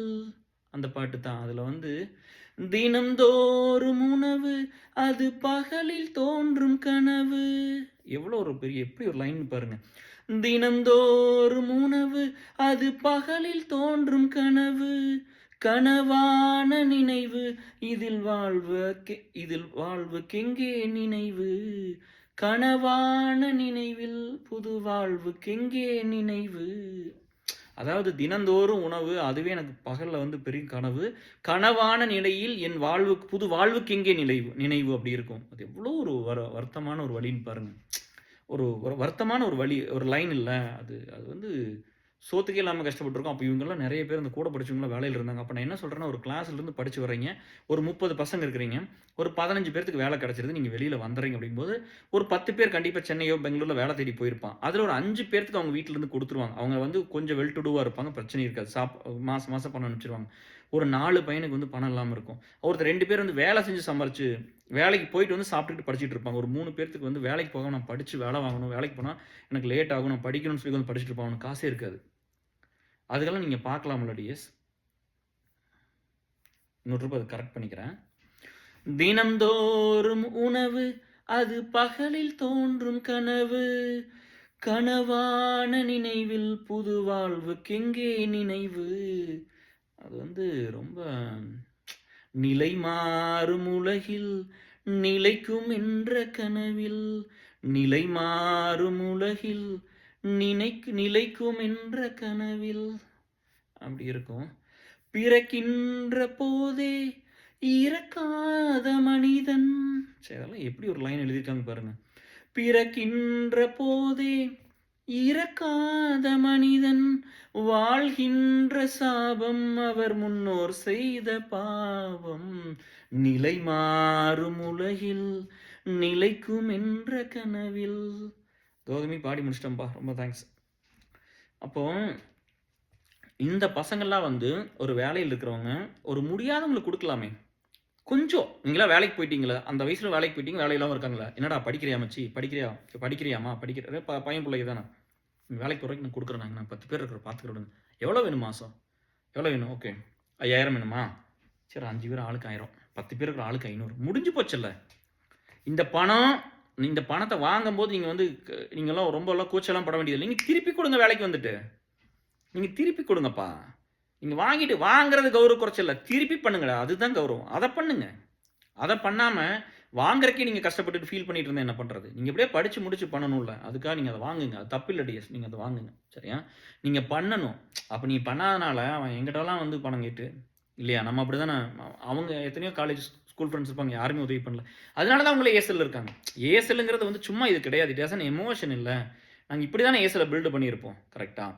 பாபுஜி பற்றி தனி ஒரு வீடியோ பண்ணிக்கலாம். அவரை பற்றி எவ்வளோ நல்லா அவரை பற்றி சொன்னாலும் இன்னொரு லீடு அதே லெவலில் எனக்கு நிறைய கெட்டதான் பண்ணியிருக்காங்க, சரியா? ஸோ நீங்கள் அதை பார்த்துக்குங்க. அப்புறம் இன்னொன்று வந்து இந்த ஸ்டூடெண்ட்ஸ் லைஃப்பில் இருக்கும்போது வந்து இன்னொரு பெரிய சேலஞ்ச் என்னென்னா, அம்மா அப்பாலாம் வந்து இப்போ இவங்கெல்லாம் வந்து படிச்சுட்டு இருக்காங்க அப்படிங்கும்போது அவங்க என்ன நினச்சிக்கிறாங்கன்னா, காலேஜில் கொண்டு விட்டால் கடமை முடிஞ்சு போச்சுன்னு நினச்சிக்கிறாங்க. இப்போ நம்ம காலமாட்டவங்களும் இப்போ கிடையாது. நீங்கள் வந்து ஒரு 21 வயசு 6 வரைக்கும் நீங்கள் அவங்களை கொஞ்சம் ட்ராக் பண்ணுங்கள், மானிட்டர் பண்ணுங்கள், என்ன பண்ணுறாங்கன்னு பாருங்கள்.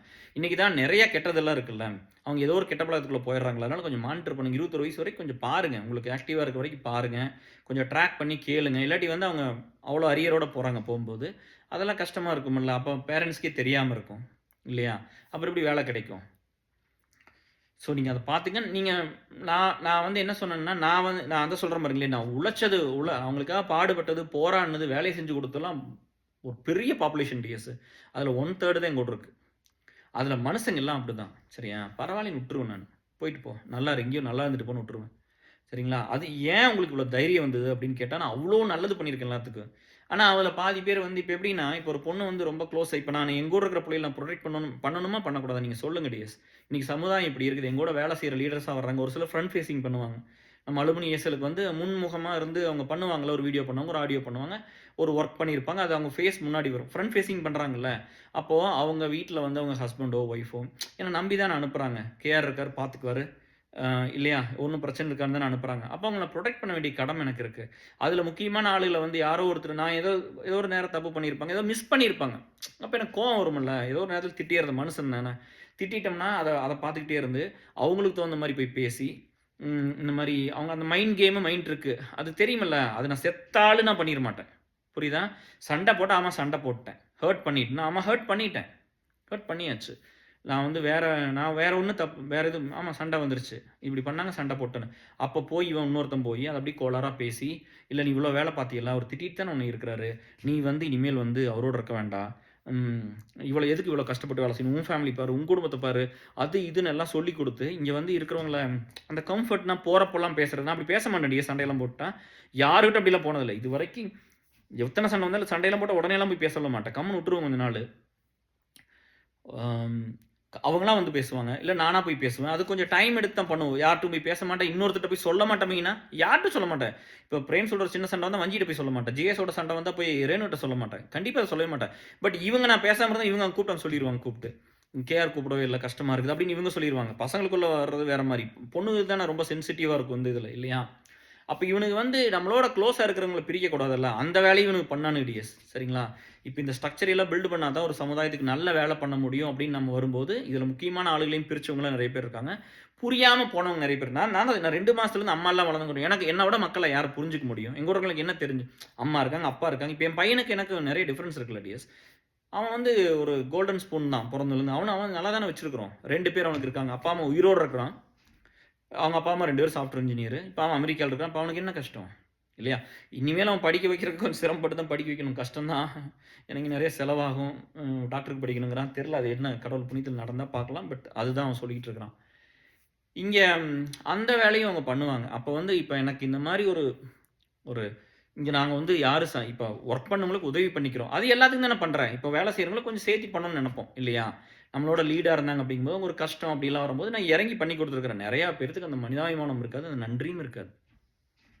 அப்பா நம்ம உயிர் போகும்போது அப்படியே சொல்லுவாங்க அப்ப வந்து, "அப்பா கடவுள் மாரி அந்த அந்த பெயின பூரா ஒரே நாள்ல தூக்கிட்டாருப்பா. ஒரு வாரத்தில பண்ணிட்டாருப்பா. இத பண்ணிட்டாரு. பணத்த இவ்வளோ கலெக்ட் பண்ணி குடுத்தாரு. அத பண்ணாரு." இப்படிலாம் சொல்லுவாங்கப்பா. அது அவ்வளோதான். அதோட போயிடும். சரியா? அவரோட க்ளோஸா இருக்கிறவங்க சென்சிட்டிவான பீப்பிள், எமோஷனான பீப்பிள், ரொம்ப வெல் கனெக்டடா இருக்கிறவங்ககிட்டலாம் கிட்ட போக்கூடாது. அது இது பண்ணக்கூடாதுன்னு உங்களுக்கு தெரியணும். எனி லீடர்ஷிப் ஒரு இடத்துல எவால்வ் ஆகி வரும்போது, they have their set of leaders இல்லையா? இல்லையா? இப்ப எனக்கு டெய்லி என்ன பத்தி என் நேச்சருக்கு எதிரா தப்பு தப்பா பேசுறவங்கள எப்படி கூட வச்சு ரன் பண்ண முடியும்? நீங்களே சொல்லுங்க. அவங்க மெம்பரா வேணா இருக்கலாம். எப்படி நான் லீடரா கூட வச்சிருப்பேன்? இல்லையா? ஓரளவுக்கு வந்து வேவ் லென்த் ஒத்து போய் ஓரளவுக்கு புரிஞ்சுக்கிற அளவுக்கு, யோசிக்கிற அளவுக்கு அப்படி இருக்கும். அப்ப எனக்கு சேலஞ்சஸ் இருக்கும்ல டிஎஸ். இங்க நெறைய பேர் பியூலலாம் வயசானவங்க இருக்காங்க இல்லையா? அப்போ எனக்கு தெரியல. நானும் அந்த வயசு வந்து அப்படித்தான் இருந்தேனமோ! அவங்களுக்கு வந்து எக்ஸ்ப்ளைன் பண்ணி புரிய வைக்க முடியாது. அவங்க அவங்க சொன்னது தான் சொல்லுவாங்க. அவங்க அவங்க அவங்களுக்கு புரிஞ்சத மட்டும் தான் பேசிட்டே இருப்பாங்க. ரியாலிட்டிங்கிறது இங்க வேற. கன்சென்ஸ் வெர்சஸ் ரியாலிட்டின்னு என்ன? டேய் இந்த ஊரே வந்து அப்படியே சொர்க்க பூமி. பாலாறும், தேனாறும் ஓடுதுன்னு நீ சொல்லிட்டு இருக்கிற. நான் சென்னையில வந்து சோறு இல்லாம இருந்தேன். எனக்கு பசின்னா என்னன்னு தெரியும். பட்னின்னா என்னன்னு தெரியும். சரியா? அந்த வெயில்ல போய் காசு இல்லாம நடந்து போறதுன்னா எத்தன கஷ்டம்னு தெரியும். இன்டர்நெட் இல்லாம படிக்கிறதுன்னா என்னன்னு தெரியும். கம்ப்யூட்டர் இல்லாம சாஃப்ட்வேர்ல வேலை வாங்குறது எத்தன கஷ்டம்னு தெரியும். எனக்கெல்லாம் இல்லையே. நான் கம்ப்யூட்டர் வச்சுட்டு நான் டிசிஎஸ்ல வேலைக்கு வந்தேன். ஆனா எத்தன பேருக்கு வாங்கி குடுத்தேன் வந்து. இல்லையா? அதுதான் நம்ம பண்ணணும். நம்மளுக்கு கிடைக்கலையே நம்ம திரும்பி பண்ணணும். எனக்கு இது கிடைக்கலையே நான் அத பண்றேன் அப்டின்ட்டு பண்ணணும்.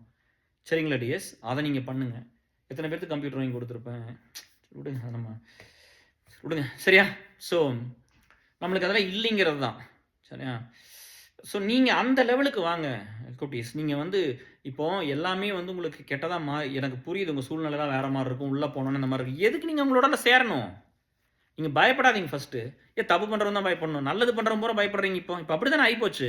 இப்ப கேஆரோட இருக்கிறதுக்கு இப்போ ஒவ்வொரு புள்ளையும் வந்து இப்ப வந்து சொல்லுவாங்க, நான் கேஆரோட க்ளோஸ். இது ஒரு பிரச்சனை ஆயிடுது. கேஆரோட க்ளோஸ்ன்னு சொல்லிருவாங்க. அப்போ இன்னொருத்தர் வந்து என்ன சொல்லுவாங்க, அப்ப நான் க்ளோஸ் இல்லையேன்னு சண்டை வருது. பொசசிவ் வருது. நான் என்ன சொல்றேன்னா, இப்போ ஒரு ஒரு பொண்ணு இருக்குதுன்னா, ஒரு இடத்துல அது தேவைப்படுது. ஒர்க் பண்ணியிருக்கு. ஒரு இடத்துல தேவைப்படும்போது நான் கேஆரோட க்ளோஸ்ன்னு அது சொல்லிக்கிறாங்க. சொல்லிட்டு போட்டுமே இப்ப என்ன பிரச்சனை? அதனால என்ன பிரச்சனை? அத ஏன் ஒருத்தர் பொசசிவா எடுத்துட்டு சண்டை போட்டுட்டே இருக்கிறீங்க? அதெல்லாம் பண்ணாதீங்க. அது தப்பு அது. நான் நான் தான் சொல்றேன். எல்லாரும் வேணும்னு இந்த வேலை செய்ய வந்தவன் இல்ல. இதுக்கு நான் காசு வாங்கிட்டேனா?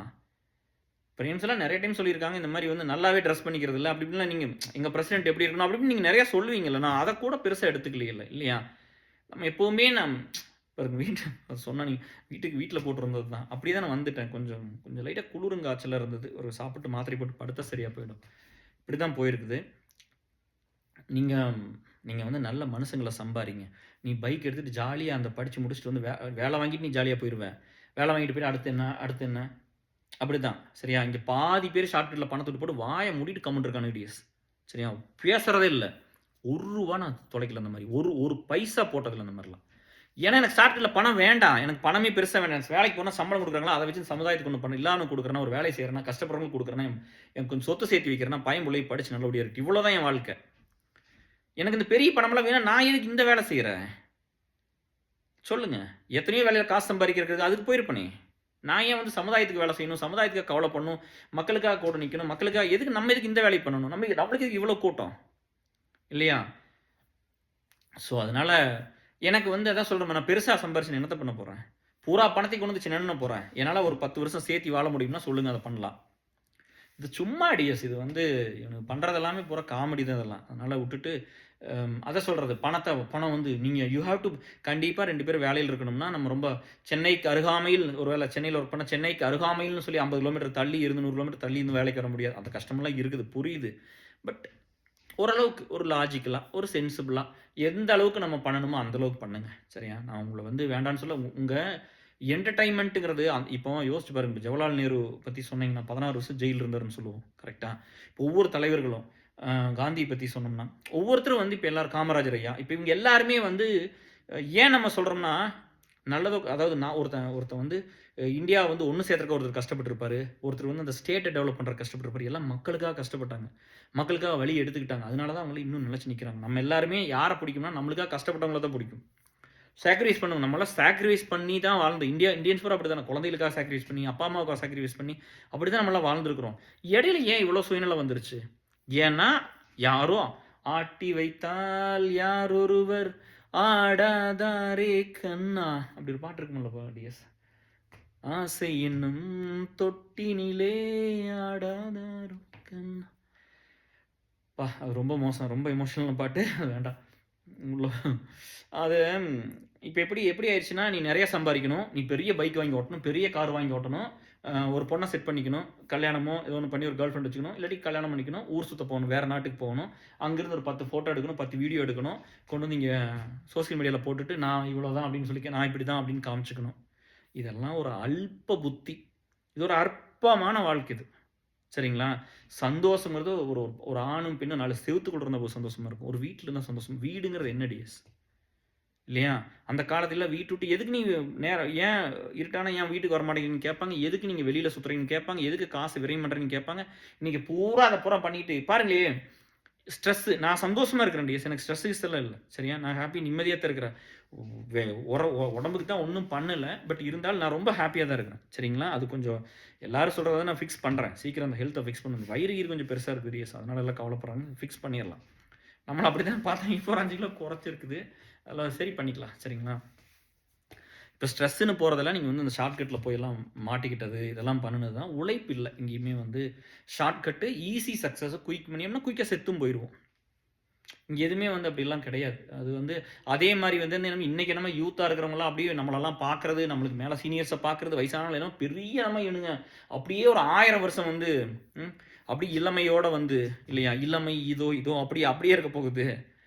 10 வருஷம் திரும்பி பக்கத்தில் ஓடி போயிடும். நான் அன்றைக்கி ஒரு விஷயம் சொன்னேன். எனக்கு வந்து என்னென்னா, நம்ம ஏசில் பேக்கடாக இருந்துச்சு ஒர்க்கு, அதனால என்னால் வந்து இது பண்ண முடியல.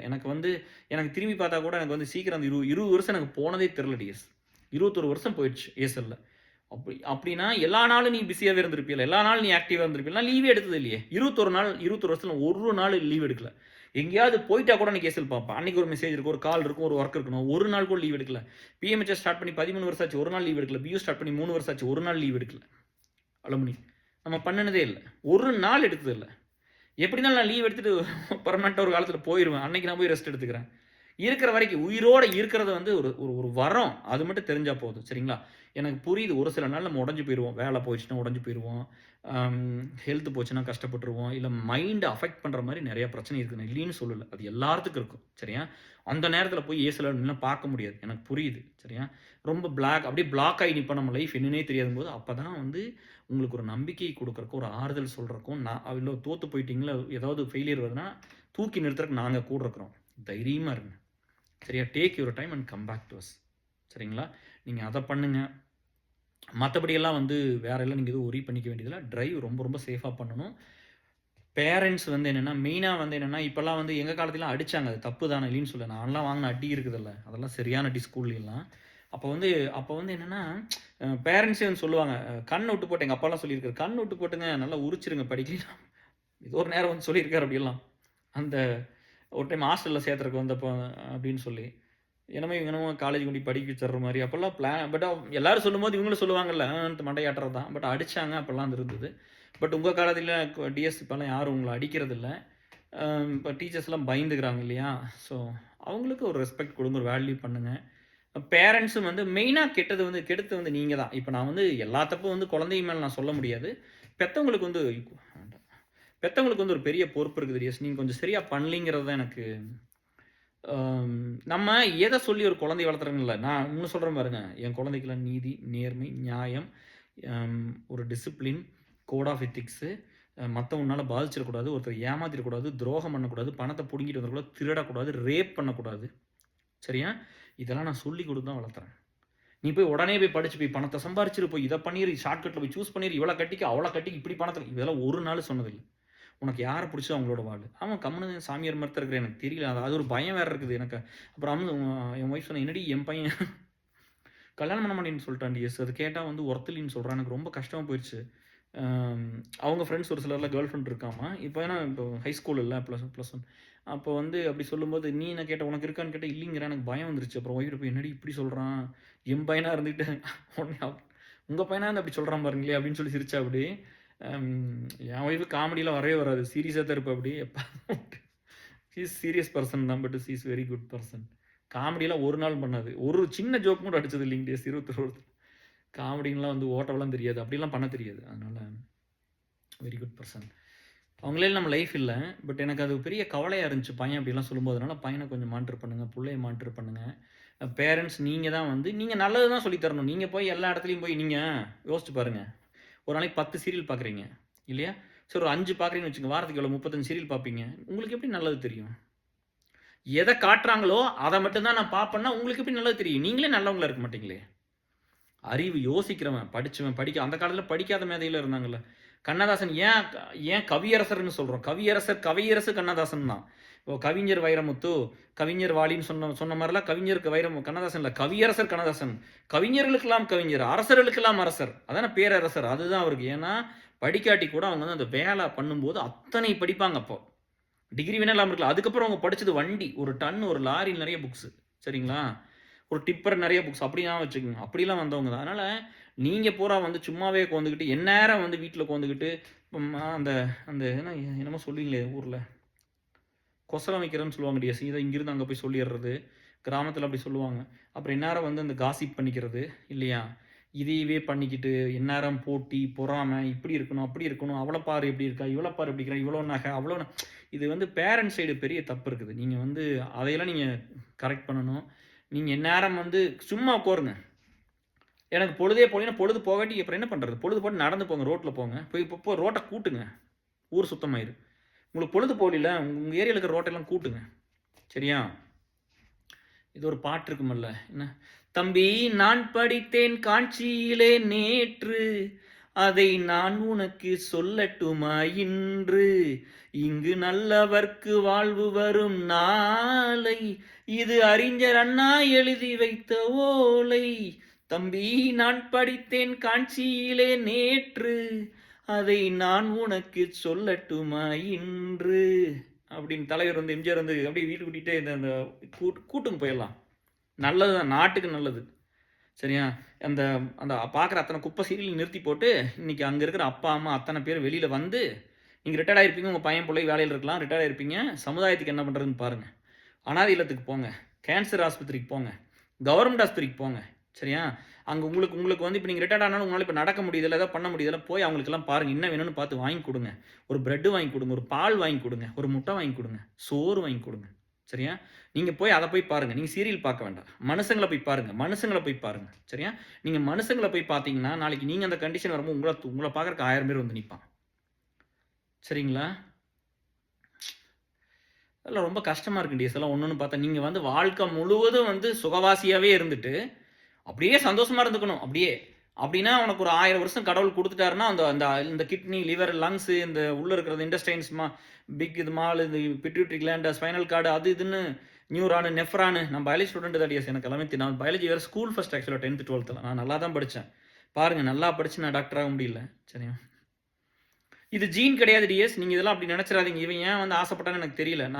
நான் நல்லா படித்தேன், எனக்கு ஆப்பர்ச்சுனிட்டி இல்லை. என்னால் நம்மளெல்லாம் யார் டிஎஸ் படிக்க வைப்பா? எங்கள் அப்பா என்ன டாக்டரா, எங்கள் மாமா டாக்டரா, இல்லை பெரிய பணம் வச்சுருந்தாங்களா? இல்லையா? ஸோ அப்போ வந்து ஒரு பையன் இன்ஜினியரிங் படிக்கிறான், ஒரு செல்ஃப் ஃபைனான்சிங்கில் இன்ஜினியரிங் படிக்கிறான்னா நம்மளுக்கு தெரியும் அந்த ஃபேமிலி எப்படின்னு தெரியும். இங்கே ஒருத்தர் எம்எஸ் படிக்க யூஎஸ் வராங்களா, யூகே போகிறாங்க, ஜெர்மனி போகிறாங்கன்னா அவங்க ஃபேமிலி எவ்வளோ அஃபோர்டபுள்னு தெரியும். இவங்களோட வந்து நான் ஒரு சாதாரண சின்ன காலேஜில், ஒரு எய்டட் காலேஜில் போய் பிஎஸ்சி படிக்கிறேன், ஒரு பிகாம் படிக்கிறேன்னா அப்போ எங்கள் நிலைமை தெரியாதா? சும்மா இங்கே வந்துட்டு சும்மா நீங்கள் இந்த சோக புராணம்லாம் பாடாதீங்க. ஏன் பூரா பொய் சொல்லுவானு இங்கே வந்து எங்கிட்ட ஏதோ ஒன்று வாங்குறக்காக இங்கே வந்துட்டு எங்கள் குடும்பம் ரொம்ப கஷ்டம். ஆமாம்மா, நீ வந்து யூஎஸில் படிக்க வந்து ஒன்றா யூகே படிக்க போனால் 2 பசங்களும் இப்படி 2 பிள்ளைகள் இப்படி அனுப்பிச்சு படிக்க வச்சாங்க. உங்கள் வீடு வந்து எனக்கு தெரியாது, நம்மளால பார்த்தா தெரியாதா? இப்போ ஒரு ஏசல் ஒரு ஃப்ரெண்ட் இருந்தாங்க. ஒரு 4 வருஷத்துக்கு முன்னாடி வந்து கால் பண்ணி, 5 வருஷத்துக்கு முன்னாடி வந்து 5 வருஷம் ஆச்சு. 5 வருஷத்துக்கு முன்னாடி வந்து நம்ம ஒரு ஃப்ரெண்டு கூட்டிகிட்டு வந்தார் கலிஃபோர்னியாவிலேருந்து. கூப்பிட்டு வந்து இதை பற்றியெல்லாம் நல்லா சொல்லி கொஞ்சம் ஹெல்ப் பண்ணுங்க அப்படின்னு. சரின்னு சொல்லி எனக்கு வந்து ஏதோ ஒரு படித்து முடித்தாங்க. ஒரு வேலைக்கெல்லாம் கொஞ்சம்லாம் அந்த டைமில் இருந்த சின்ன சின்ன உதவிகள்லாம் பண்ணி கொடு, பெருசாக பண்ணல, பட் பண்ணோம். ஒரு டைம் திரும்ப வேறு ஊருக்கு போகிறேன்னு சொல்லி அக்கமடேஷனுக்கு வந்தெல்லாம் கேட்டாங்க, வந்து பண்ணோம். வரவே இல்லைப்பா. அந்த 2 டைம் வந்து அந்த 3 இயர்ஸில் அவங்களுக்கு வேலை வேணுங்கிறப்ப தான் வந்தாங்க. ஏசல எவன் இருக்கிறான், இல்லை எவன் செத்தான் போனான், எவன் குடும்பத்தில் என்ன நடந்ததில்ல, ஒன்றுமே பார்க்குறதில்ல, எதுவுமே தெரியாது. ஒரு சும்மா எடுத்து டாய்லெட்டில், அது இப்போ தான் மாறிடுச்சு, வாஷ் ரூம், ரெஸ்ட் ரூம் என்னென்னமோ சொல்கிறாங்கல்ல இல்லையா? பட் நம்ம தான் டாய்லெட்னு சொல்கிறோம். சரி, ஓகே, ரெஸ்ட் ரூமில் போய் உட்காந்துட்டு இப்படி எடுத்து பார்த்தா கூட ஒரு 10 நிமிஷம் என்னென்னு தெரிஞ்சு போயிடுமே. என்னதான் டெய்லி நடக்குதுன்னு தெரிஞ்சிடும்ல, அது போதுமில்ல. அப்போ யாருக்கு நம்மளால் என்ன பண்ண முடியும்னு பார்க்கலாம் இல்லையா? இல்லை நம்மளுக்கு என்ன வேணும் இதை கேட்கலாம். இவர் இங்கே இருக்காரு. அப்புறம் கோபு வந்து யாரோ ஒரு ஆனந்து, அந்த கதைக்கு மாதிரி இதை முடிச்சுட்டு வர்றேன். ஸோ இப்போ இவங்க வந்து வரல. அப்போ திடீர்னு வந்து ஒரு நாள் வந்து இன்னொரு பக்கம் ஒரு ஃபுல் டைம் கம்பெனியில் ரெஃபர் பண்ண சொல்கிறாங்க, மறுபடியும் 4 வருஷம் கழிச்சு. அப்போ நான் வந்து அன்றைக்கி ஒரு பெரிய பிரச்சனை இருக்கிறாங்க, எல்லாம் சால்வ் பண்ணி எல்லாம் கொடுத்துட்டு வந்ததுக்கப்புறம் நான் கூப்பிடவே இல்லை டிஎஸ். 4 வருஷமா எல்லாம் முடிஞ்சிச்சு. இப்போ வந்து தொடர்ந்து கால் பண்ணாங்க, நான் கால் எடுக்கல, மெசேஜ் பண்ணாங்க, அப்புறம் வாய்ஸ் மெயில் அனுப்பிச்சிருந்தாங்க. அப்புறம் என்னென்னு கூப்பிட்டு கேட்டால் இதை தான் சொன்னாங்க. இந்த மாதிரி வந்து எனக்கு இந்த மாதிரி கம்பெனியில் வந்து பெரிய கம்பெனி டிஎஸ், சரியா? அது சொல்ல விரும்பலை. என் ஒய்ஃப் ஒர்க் பண்ணுற கம்பெனி தான், தெப் ஒர்க் பண்ணுற கம்பெனி தான். ஸோ ரெஃபர் பண்ணுறேன்னு சொன்னாங்க. அப்போ வந்து எங்கள் மாமியார் சீரியஸாக இருக்காங்க, என் ஒய்ஃப் கிளம்பி போகிறாங்க. அந்த கடைசி ஸ்டேஜ் அவங்க வந்து இப்போ பேசாமல் இருக்கிறாங்க. என் ஒய்ஃப் வந்து ஃபஸ்ட்டு ஒரு டைம் போயிட்டு வந்துட்டாங்க, செகண்ட் ஒரு டைம் போய் இந்த ட்ரீட்மெண்ட் வந்தாங்க, தேர்டு டைம் இவங்க இறந்து போயிடுவாங்கன்னு 3வது தடவை போகிறாங்க இந்தியாவுக்கு போன வருஷம். கிளம்பிட்டு இருக்கிறாங்க. அப்போ போய் நான் ரெஃபர் பண்ணுன்னு சொல்ல முடியுமா? முடியாதுல்ல. எனக்கு அந்த பொண்ணுக்கு நான் கால் பண்ணும்போது நான் ஒன்றும் சொல்ல, ரொம்ப அப்செட்டாக இருந்துச்சு. அப்புறம் மறுபடியும் மனசு கேட்காம ஏசலில் வந்து நம்ம தெப்பை டேக் பண்ணி ரெஃபர் பண்ணுறா, அம்ஸ் இந்த மாதிரி ஊருக்கு கிளம்புது, அம்மா ரொம்ப சீரியஸாக இருக்காங்களாம்மா, கிளம்புறாங்கடா, ரொம்ப எமோஷனலாக இருக்குது, நான் வந்து சிக்காகோ கொண்டு விட்டு போட்டு வரணும் இல்லையா? ஸோ இவ்வளோ இது இருக்குது இல்லையா? சிக்காகோ கொண்டு விட்டு போட்டு வரணும். அப்போ நான் சொல்கிறேன், நீ பண்ணிவிட்டான்னு சொல்லிட்டு நான் கிளம்பும்போது ஒரு மெசேஜ் அனுப்பிச்சுட்டு போனேன். நீ வந்து 4 வருஷத்துக்கு முன்னாடி ஒரு டைம் வந்த இந்த பிரச்சனைக்கு, அதுக்கப்புறம் திரும்ப வரல. அதுக்கப்புறம் அக்கமடேஷனுக்கு வந்து திரும்ப வரல. அதுக்கப்புறம் நீ ஃபுல் டைம் போனது கூட எனக்கு தெரியாது. நீ 4 வருஷம் ஒரு ஃபுல் டைம் இருந்தீன்னு கூட தெரியாது இல்லையா? ஏசலுக்கு எட்டி ஒரு துரும்பு கூட எடுத்து போல, எட்டி கூட பார்க்கல. இன்றைக்கி ஒரு வேலை வேணும்னு வந்து நிற்கிற இல்லையா? அப்போ அதுக்கு தெரியுது பாருங்க, இங்கே போனால் அந்த வேலை நடக்கும் அப்படின்னு சொல்லி ஒரு மெசேஜ் குரூப்பில் போட்டு வந்துட்டேன். ஏசல் ரொம்ப க்ளோஸ்டு ப்ரைவேட் குரூப் தான். உடனே வந்து எல்லாத்தோட கிரெடிட்டை நீங்கள் எடுத்துக்கிட்டீங்க, எல்லாரும் வேலை செஞ்சுருக்காங்க, எல்லாத்தோட கிரெடிட் எடுத்து அப்படி இப்படின்னு ஒரு தப்பாக தான் எழுதி இருந்தது. உடனே வந்து எல்லாம் கால் பண்ணாங்க. நான் சொன்னேன், வேண்டாம், டிலீட் பண்ண வேண்டாம், கம்முன்னு விட்டுருங்க. அவங்க அறிவு அவ்வளோதான். எந்த கிரெடிட் எடுத்து நான் பெரிய 10,000 கோடி சம்பாரிச்சு போட்டேன்னா எந்த கிரெடிட் எடுத்துக்கிட்டேன்? இல்லை என் அளவுக்கு வந்து இன்றைக்கி காய்ச்சல் தலைவலி தான் வந்து இந்த வீடியோ பண்ணியிருக்கிறது, ஒரு வேலையை சின்னதாக பண்ணி கொடுக்குறது நம்ம சேனலுக்கு. அதெல்லாம் ஒருத்தரும் ஒன்றும் பண்ணல. இவங்க ஒன்றும் பண்ணல, பட் எல்லாரும் பண்ணியிருக்காங்க. சரியா? இப்போ வந்து ஒரு ஒரு ஒரு விஷயத்தை வந்து நம்ம ஒரு லீடர்ஷிப் இதில் வந்து நம்ம ஒரு விஷயத்தை ஏசில் வந்து தூக்கி நிறுத்துறோம்னா அதில் எத்தனை வலி வேதனை இருக்குன்னு தெரியும், எவ்வளோ ரிஸ்க் இருக்குதுன்னு தெரியும், வேலையிலேருந்து நம்ம லைஃப்லேருந்து எவ்வளோ பிரச்சனை இருக்குன்னு தெரியும். இவ்வளோ பேர்த்துக்கு வந்து ப்ரொடெக்டடாக இருந்து இத்தனை வேலையை பண்ணி கொடுத்தோம்னா அதை சொல்கிறேன். நீ ஏன் பண்ணலின்னு கேட்டால் கோவம் வந்து இந்த மாதிரி எழுது. நான் அதுக்கு வஞ்சி வந்து சொல்லிச்சு, வஞ்சி வந்து ரிப்ளை பண்ணிடுச்சதுக்கு நான் வந்து ட்ரை பண்ணுறேன். யாரையும் ஒன்றும் பண்ணாது. எனக்கு ஒரு கால் யூஎஸ்லேருந்து பண்ண அப்படி நான் வேணாம் பால்சாமி கேட்டேன், நான் வேணான்ட்டேன். வஞ்சி வந்து ரிப்ளை அங்கே போய் இறங்கிட்டு பார்க்குற வஞ்சி ரிப்ளை ஆன்சர் பண்ணிருச்சு அதுக்கு. அந்த புள்ள வெளியே போயிடுச்சு. பட் அவங்க அப்படி பண்ணியிருக்க வேண்டிய அவசியம் இல்லை. கரெக்டா? அதாவது ஷேம் அவமானப்படுத்துகிறாங்களாமா. நீங்கள் அவமானப்படுத்தினாலும் படுத்த 14 வருஷம் சொசைட்டிக்கு நான் வேலை செஞ்சுருக்கேன். நான் பண்ண வேலை ஒரு ஊரில் ஒருத்தர் எதிர்த்து வந்து ஒருத்தருக்கு அரை நம்ம நண்பருக்கு ஒருத்தர் ஒரு 6 ஏக்கர் தோட்டம் வாங்கி கொடுத்த சின்ன வயசு ஒரு 22, 23, 24 வயசில். சரியா? எல்லாத்துக்கும் இந்த மாதிரி 1000 விஷயத்தை நான் பண்ணி தான் இந்த இடத்துக்கு வந்திருக்கிறேன்.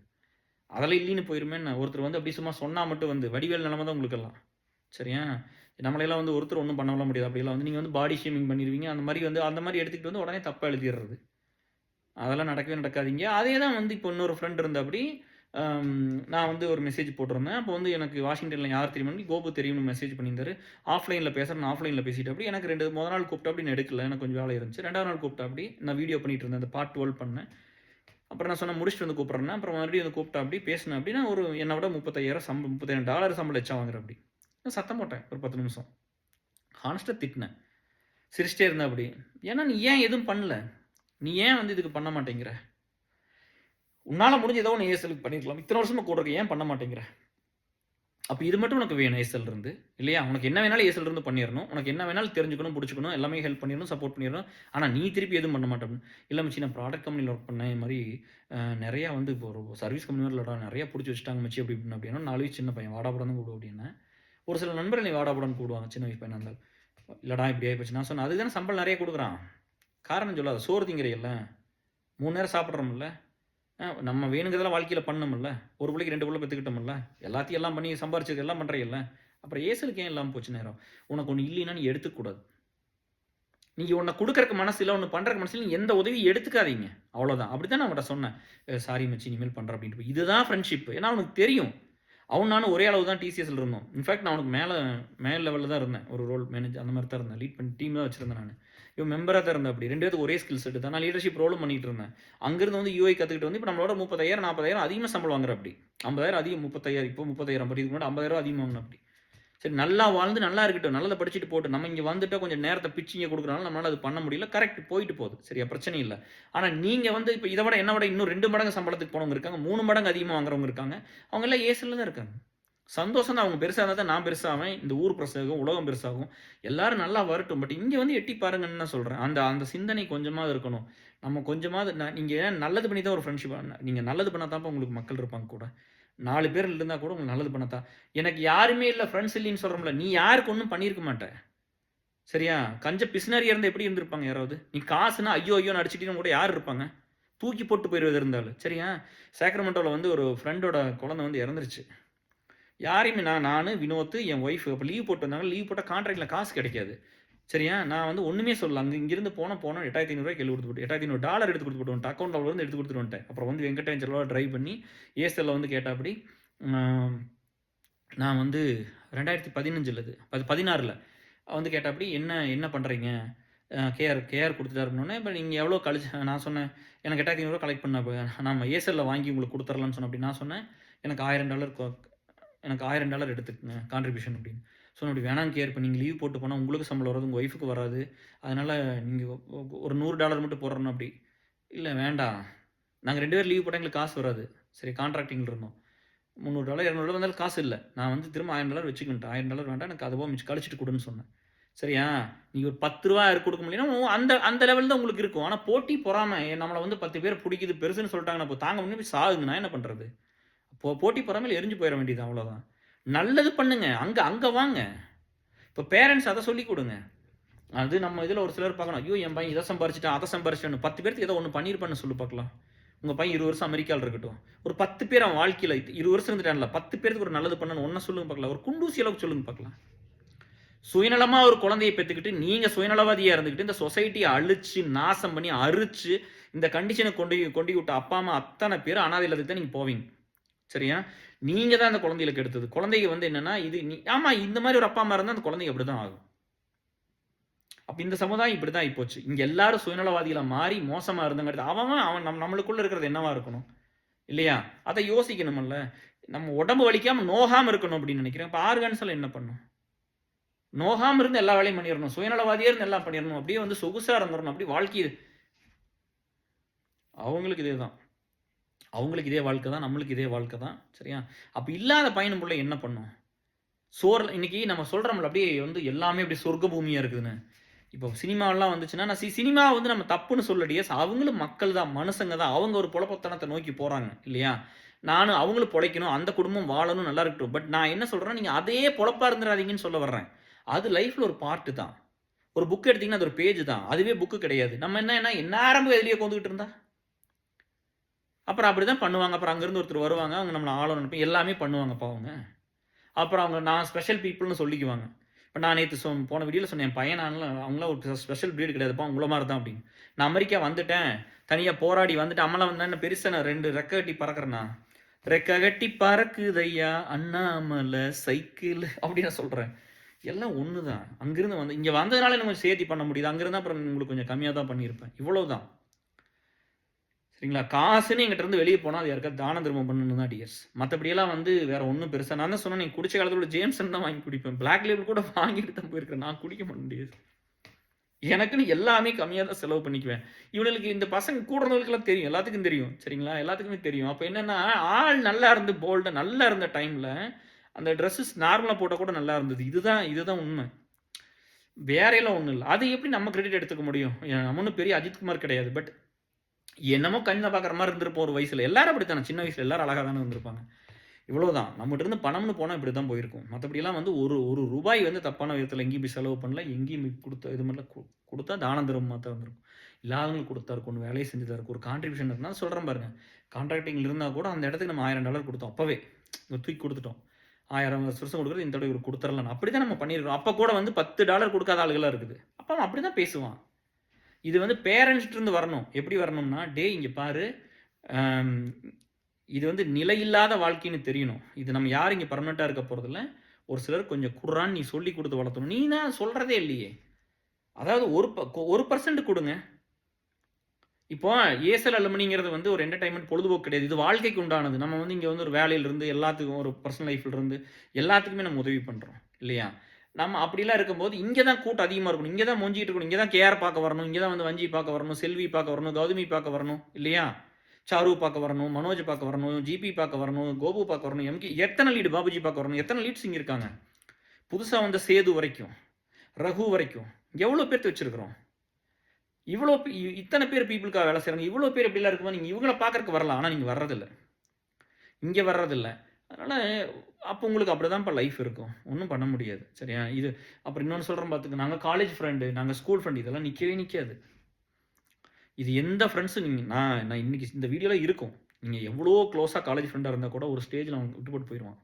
இப்போ அப்ப எப்படின்னு கேர் உங்களோடலாம் இருக்காங்கன்னா, நம்ம மனசுக்கும், நம்ம வேவ் லென்த்துக்கும் ஒத்து வர்றவங்க, நம்ம பண்ற வேலை புடிச்சு போயி, ஒரு இன்ஸ்பிரேஷன், ஒரு மோட்டிவேஷன்ல ஒண்ணா அப்படி எடுத்துட்டு வர்றவங்களா இருப்பாங்க. இல்ல அவங்களுக்கு உதவி யாராவது பண்ணியிருப்பாங்க. அந்த நன்றி கடன் திருப்பி பண்றதுக்காக வந்திருப்பாங்க. இல்ல அவங்க உதவி பண்ற இடத்துல இருந்திருப்பாங்க. பண்ணணும்னு மனசு இருந்திருக்கும். இப்படி இருக்க தான் வந்து ஒண்ணு சேருவாங்க. சரிங்களா? அப்ப அவங்களோட தான் மூவ் பண்ணி நம்ம எத்தனையோ பேர்த்தோட பார்க்குறோம், பழகுறோம். படிச்சவங்க அத்தனை பேர் நமக்கு க்ளோஸாலாம் கூட இருக்க மாட்டாங்க. படிச்சவங்க அத்தனை பேர் காலேஜ், ஸ்கூல்ல இருக்க மாட்டாங்க. அவன்லாம் ஒரு பெரிய ஸ்டேட்டஸ ஃபீல் பண்ணிக்குவான் டிஎஸ். சரியா? அவனுக்கு ஒண்ணு தெரியாது. உங்க அப்பா, அம்மா வந்து நான் பட்ட கஷ்டத்த உங்க அப்பா, அம்மா பட்டுருப்பாங்க. புரியுதா? அது அவனுக்கு அது புரியாது. அவனுக்கு எல்லாம் ஈஸி. இப்ப என் பையன் வந்து ஏதாவது ஒண்ணு பண்றான்னு வச்சுக்க, எனக்கு செம கோவம் வரும். நான் சொல்லுவேன்ல. இப்போ அவன் போய் ஒரு ஒரு ஸ்டேட்டஸ் காட்டி ஒண்ணு பண்றான்னு வச்சுக்கங்க. அவன் பண்ண மாட்டான். பட் பண்ணான்னா, அவன் வந்து அவன் லெவலுக்கு ஒண்ணு பண்றான்னு வச்சுக்கங்க. சரிங்களா? அது தப்பில்ல.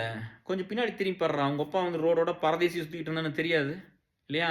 இன்னைக்கு பணக்காரங்க இருக்க அத்தனை பேர்த்துக்கு சொல்றேன். நீங்க அந்த குழந்தைகள்லாம் வந்து அப்படியே ஆட்டம் போட்டுட்டு அதெல்லாம் பண்ணாதீங்க. திரும்பி பாருங்க. உங்க தாத்தா, பாட்டி 3வது ஜெனரேஷன்ல அவங்க கஷ்டப்பட்டு தான் வந்திருப்பாங்க இந்த இடத்துக்கு. அதுக்கு சல்யூட். சரியா? அதே மாரி வந்து எல்லா பதவியும் வந்து ஒரே குடும்பத்தில இருக்கிறவங்க எடுத்துக்கிறது. எல்லாரும் வேணும்ல. ஈக்குவாலிட்டிங்கிறது எல்லாத்துக்கும் எல்லாம் கிடைக்கணும்ல. அது ஆஃபீஸா இருக்கட்டும், இல்ல சமுதாயமா இருக்கட்டும், எங்க வேணா இருக்கட்டும். இல்லையா? நம்ம ஆஃபீஸ்லயும் அப்படிதான் பண்றாங்க. எல்லா இடத்துலயும் அதெல்லாம் பண்ணக்கூடாது. அது வந்து எல்லா இடத்துக்கும் எல்லாருமே பொழைக்கணும்ல. எல்லாரும் வாழ்ந்து தானே ஆகணும். இல்லையா? அந்த ஒரு மனசு எல்லாத்துக்கும் இருக்கட்டும். இது வந்து பெத்தவங்களே இதுக்கெல்லாம் கொஞ்சம் கொஞ்சம் முயற்சி பண்ணுங்க. இதையெல்லாம் கொஞ்சம் மாத்திக்க முயற்சி பண்ணுங்க. ஒரு நல்ல விஷயத்த நோக்கி போலாம் எல்லாரும். நீங்க வந்து கரெக்ட்டா இருந்துக்கிட்டு, நீங்க வந்து எல்லாமே தப்பு பண்ணிக்கிட்டு, இவங்கள பொறுத்தளவுக்கு என்ன தெரியுமா டிஎஸ்? தப்புனா இன்னொருத்தரோட செக்ஸ் வச்சுக்கிறது. சரியா? ஐயோ! அத பண்ணிட்டா, அத பண்ணிட்டா அப்படின்னு. அந்த மாரி தான் வந்து அதுக்கு ஒரு பர்சனல் எக்ஸாம்பிளே சொல்றேன். அதை தாண்டி நீங்கள் பண்ணுறதுலாம் நல்லதா? அந்த ஒரு நாள் முழுவதும் அப்படியே உட்காந்துருக்கிறது. அது அவன் இல்லாதவன் என்னமோ பண்ணிட்டு போயிட்டு போகிறான். அதுக்கு சட்டம் இருக்குது, லா இருக்குது. அவங்க லா பிரகாரம் பிரிஞ்சு ஏதோ ஒரு கல்யாணம் பண்ணிட்டு போகிறாங்க. இல்லை பாய் ஃப்ரெண்டு, கேர்ள் ஃப்ரெண்டாக இருந்துட்டு போகிறாங்க. அவங்க என்ன நாடு என்ன சொல்லுது, சட்டம் என்ன சொல்லுது, அவங்க அது தனி மனிதனோடது தானே. சமுதாயத்தை அது கெடுக்காது. நீங்கள் என்ன தெரியுமா பண்ணிடுறீங்க? ஒருத்தன் வந்து ஒரு லவ் பண்ணிட்டான்னா போதும். நாங்கள் எங்கள் காலத்தில் லவ் பண்ணுறது பெரிய பாவம். சரியா? அப்புறம் இன்னைக்கு எதுக்கு 2வது கல்யாணம் நல்லா பண்ணுறீங்க?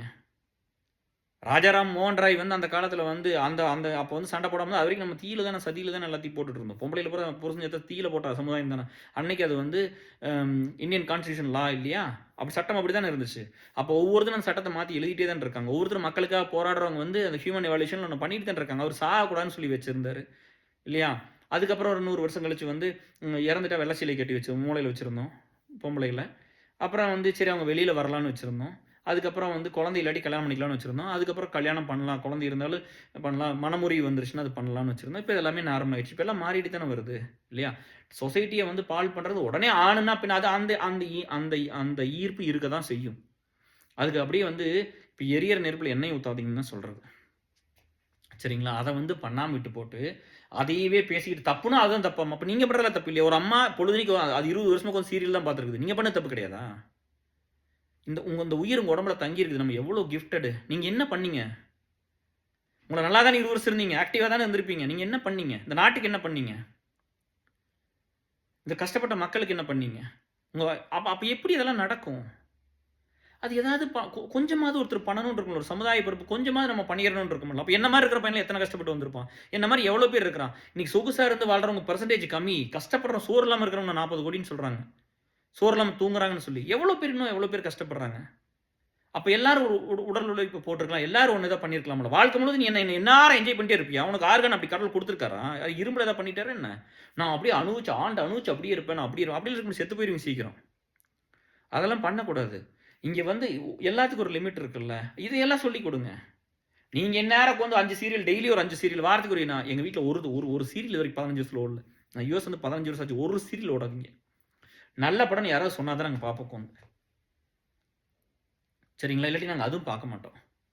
அது இந்த பசங்க வந்து கூடவே நானும் ஒய்ஃபும் பார்ப்பேன். இந்த பசங்க பிள்ளைகளாம் வராது. அதில் ரொம்ப கம்பல் பண்ணி குறைச்சி ஒரு படம் பார்ப்போம். இந்த மாதிரி நீங்கள் வந்து நம்ம என்ன பண்ணுறோன்னு யோசிக்கணும். எந்நேரம் நம்ம வேலைக்கு இப்போ கிராமத்தில் இருக்கிறவங்க வந்து பணம் இல்லாமல் அதுன்னு சொல்லி போராடி ஒன்று பண்ணுறாங்க. அவங்க வந்து அவங்களையுமே தான் சொல்கிறேன். முடிஞ்ச வரைக்கும் கொஞ்சம் உதவி செய்யணுங்கிற ஒரு மனசு இருக்கணும். அந்த காலத்தில் எப்படி இருந்தாங்க? அந்த அந்த அம்மா சொல்லும், அந்த ஒரு அத்தை சொல்லும், என் தம்பி, எங்கள் அண்ணன் அப்படி அந்த பாசம், எங்கள் அண்ணன் பையன், எங்கள் அண்ணன் புள்ள, அந்த அந்த அத்தை எப்படி பார்க்கும் தெரியுமா அந்த குழந்தைகள? இன்னைக்கெல்லாம் அப்படி இருக்குதா? இந்த காசுன்னு ஒன்று கொண்டு வந்து இந்த பேப்பர் காகிதம் சரியா? இதை கொண்டு வந்து வச்சு எல்லாத்தையும் கட் பண்ணி இந்த மனுஷன் உணர்வை பூரா எல்லாம் வெட்டி ஒன்றுமே எல்லாம் பண்ணி நாசம் பண்ணியாச்சு. ஸோ இதுக்கெல்லாம் இதெல்லாம் ஏன் அப்படி வருதுன்னா, ஒருத்தன் சுகவாசியாக வாழணும்னு முடிவு பண்ணாதான் இந்த மாதிரிலாம் வரும். சரிங்களா? நான் எப்படி இருந்தாலும் பொழைச்சிக்குவேன், எப்படியாவது பொழைக்கிறேன் அப்படின்னு எல்லாத்துக்கும் ஒன்று தெரியும். நம்மளுக்கு செத்து போய் அழிஞ்சு மண்ணுக்குள்ளே மண்ணாக போகிற ஒரு ஒரு ஒரு ஒரு ஒரு ஜந்து தான் இது. இதுக்கு அவ்வளோ பெரிய பில்டப் அதெல்லாம் ஒன்றும் தேவையே இல்லை இல்லையா? நம்ம பண்ணுற வேலைக்கு உண்டான ஒரு கிரெடிபிலிட்டி இருந்தப்போ எனக்கு இந்த கிரெடிபிலிட்டி நம்ம வேலை செஞ்சோன்னு வந்திருக்குது. இதை வச்சு இன்னொருத்தருக்கு நல்லது தான் பண்ணுறோம். கொஞ்சோண்டு கொடுங்களே, கொஞ்சோண்டு ஏதோ ஒன்று பண்ணலாமே. எல்லாமே உங்களுக்கு அப்படின்றது அது என்ன இருக்கும்? எல்லாமே எனக்குன்ட்டு இருந்துட்டு பூரா இருக்கிறவங்க கூட சண்டை கட்டிட்டு அதுக்கு என்ன நீ சும்மா உட்காந்து ஒரு வாரத்துக்கு வந்து ஒரு 50 மணி நேரம் சீரியல் பார்க்கணும், பணம் இருந்தால் நீங்கள் சினிமாவுக்கு போகணும், என்ஜாய் பண்ணணும், நீங்கள் அம்மா அப்பா இப்படி இருந்துக்குங்க, ஊர் சுற்ற போகணும், கோயில் இல்லாதவன் என்ன பண்ணுவான்? சரி நீங்கள் வந்து கோயில் போகிறீங்க, வருஷம் கோயிலுக்கு இப்போ நிறைய கொடுக்குறீங்க, இதெல்லாம் பண்ணுறீங்க. இப்போ இல்லாதவன் என்ன பண்ணுவான்? கோயிலுக்கே போக முடியாது என்ன பண்ணுவான்? அப்போ நீங்கள் சாமியை போய் பார்த்து எல்லாம் பண்ணி கொடுத்தா சாமி எல்லாமே பண்ணிடுமா? ஒரு நேர்மையாக இருந்துக்கிட்டு எனக்குலாம் ரொம்ப சாமி நம்பிக்கை இருக்குது. நான் வந்து எங்கள் அம்மாவை தான் சாமியை கும்பிடுவேன். நம்மளோட இருந்து பிரிஞ்சு போனவங்களெல்லாம் எங்கள் அத்தையை சாமியை கும்பிடுவேன். இந்த மாதிரி ஆத்தாவை கும்பிடுவேன். இந்த மாதிரி எல்லாத்தையும் அப்சி கும்பிடுவேன். நண்பர்கள் யாராவது தவறினா அவங்கள கும்பிடுவோம். எல்லாத்துக்கும் சாமி நம்பிக்கை இருக்குது. நீங்கள் அங்கே 100% போனீங்கன்னா 50% போங்க. 50% கஷ்டப்படுறவனுக்கு எதாவது கொடுங்க. இல்லாதவனுக்கு ஒன்று பண்ணுங்க. அப்போ எல்லாமே நல்லா வந்துடும். அது வந்து படிக்கும்போது இருந்தே அந்த பொறுப்பு வரணும். இப்போ என்னென்னா நம்மளை கண்ணு காது மூக்கு வாயெல்லாம் கடவுள் நல்லா படைச்சிட்டாங்கன்னா எங்கேயோ ஒரு இடத்துல இந்த மாதிரி இல்லாமல் ஒருத்தன் கஷ்டப்படுறான், அவனை நல்லா பார்க்கணும்னு உங்களுக்கு வரணும். இதெல்லாம் சொல்லி கொடுத்து வளர்த்துனா இந்த சொசைட்டி மாறும். எல்லாத்துக்கும் உண்டான ஒரு மரியாதை இருக்குது, ஒரு டிக்னிட்டி இருக்குது. ஒருத்தர் எப்படி அதே மாதிரி அப்படி தான். இப்போ என்னமோ ஆய்வினா போதுப்பா அந்த மாடர்ன் ட்ரெஸ்ஸை போட்டு கொண்டு வந்து காட்டுறது ஒரு பெரிய ஃபேஷன் ஆயிடுச்சு. ஒரு டீச்சரும் அதை பண்ணுது, ஒரு ப்ரொஃபஸரும் வந்து சோசியல் மீடியாவில் ரீல்ஸ் போடுது. எதுக்கு அது? அழகான ஒரு பொம்பளைன்னு போனால் இங்கே எல்லாரும் பார்க்குறேன்னு ஆகிப்போச்சு. எதுக்கு அந்த வேலையை பண்ணிக்கிட்டே இருக்கிறீங்க நீங்கள்? இல்லையா? நான் சொன்னேன்ல, ஒரு வாத்தியார், ஒரு டீச்சரு, ஒரு போலீஸ் ஆஃபீஸர், ஒரு லாயர் அவங்களாம் எப்படி டிக்னிஃபைடா எப்படி ட்ரெஸ் பண்ணி ஒரு டாக்டரு எப்படி வந்து நிக்கிறாங்க? அப்படி தானே எல்லாருமே இருக்கணும். இல்லையா? கணவன் மட்டும் காணும் அழகை கடைகள் போட்டு காட்டுறையே, செந்தமிழ் நாட்டு தமிழச்சியே, சேலை உடுத்த தயங்குறியேன்னு ஒரு பாட்டு இருந்திருக்கு. நம்ம அவ்வளோ ஒரு ரொம்ப பேக்வேர்டாவெல்லாம் இல்ல. பட் வந்து நம்ம பண்றத பூரா நியாயப்படுத்த வேண்டாங்கிறது தான். நான் வந்து இங்க பாப்பா அந்த ஜிம்னாஸ்டிக் ஏதோ கிளாஸ் போகுது. இந்த ட்ரவுசர் கீழ இருந்தாலும் நான் சொல்றேன். என்ன பாப்பா மேல இருக்கும்.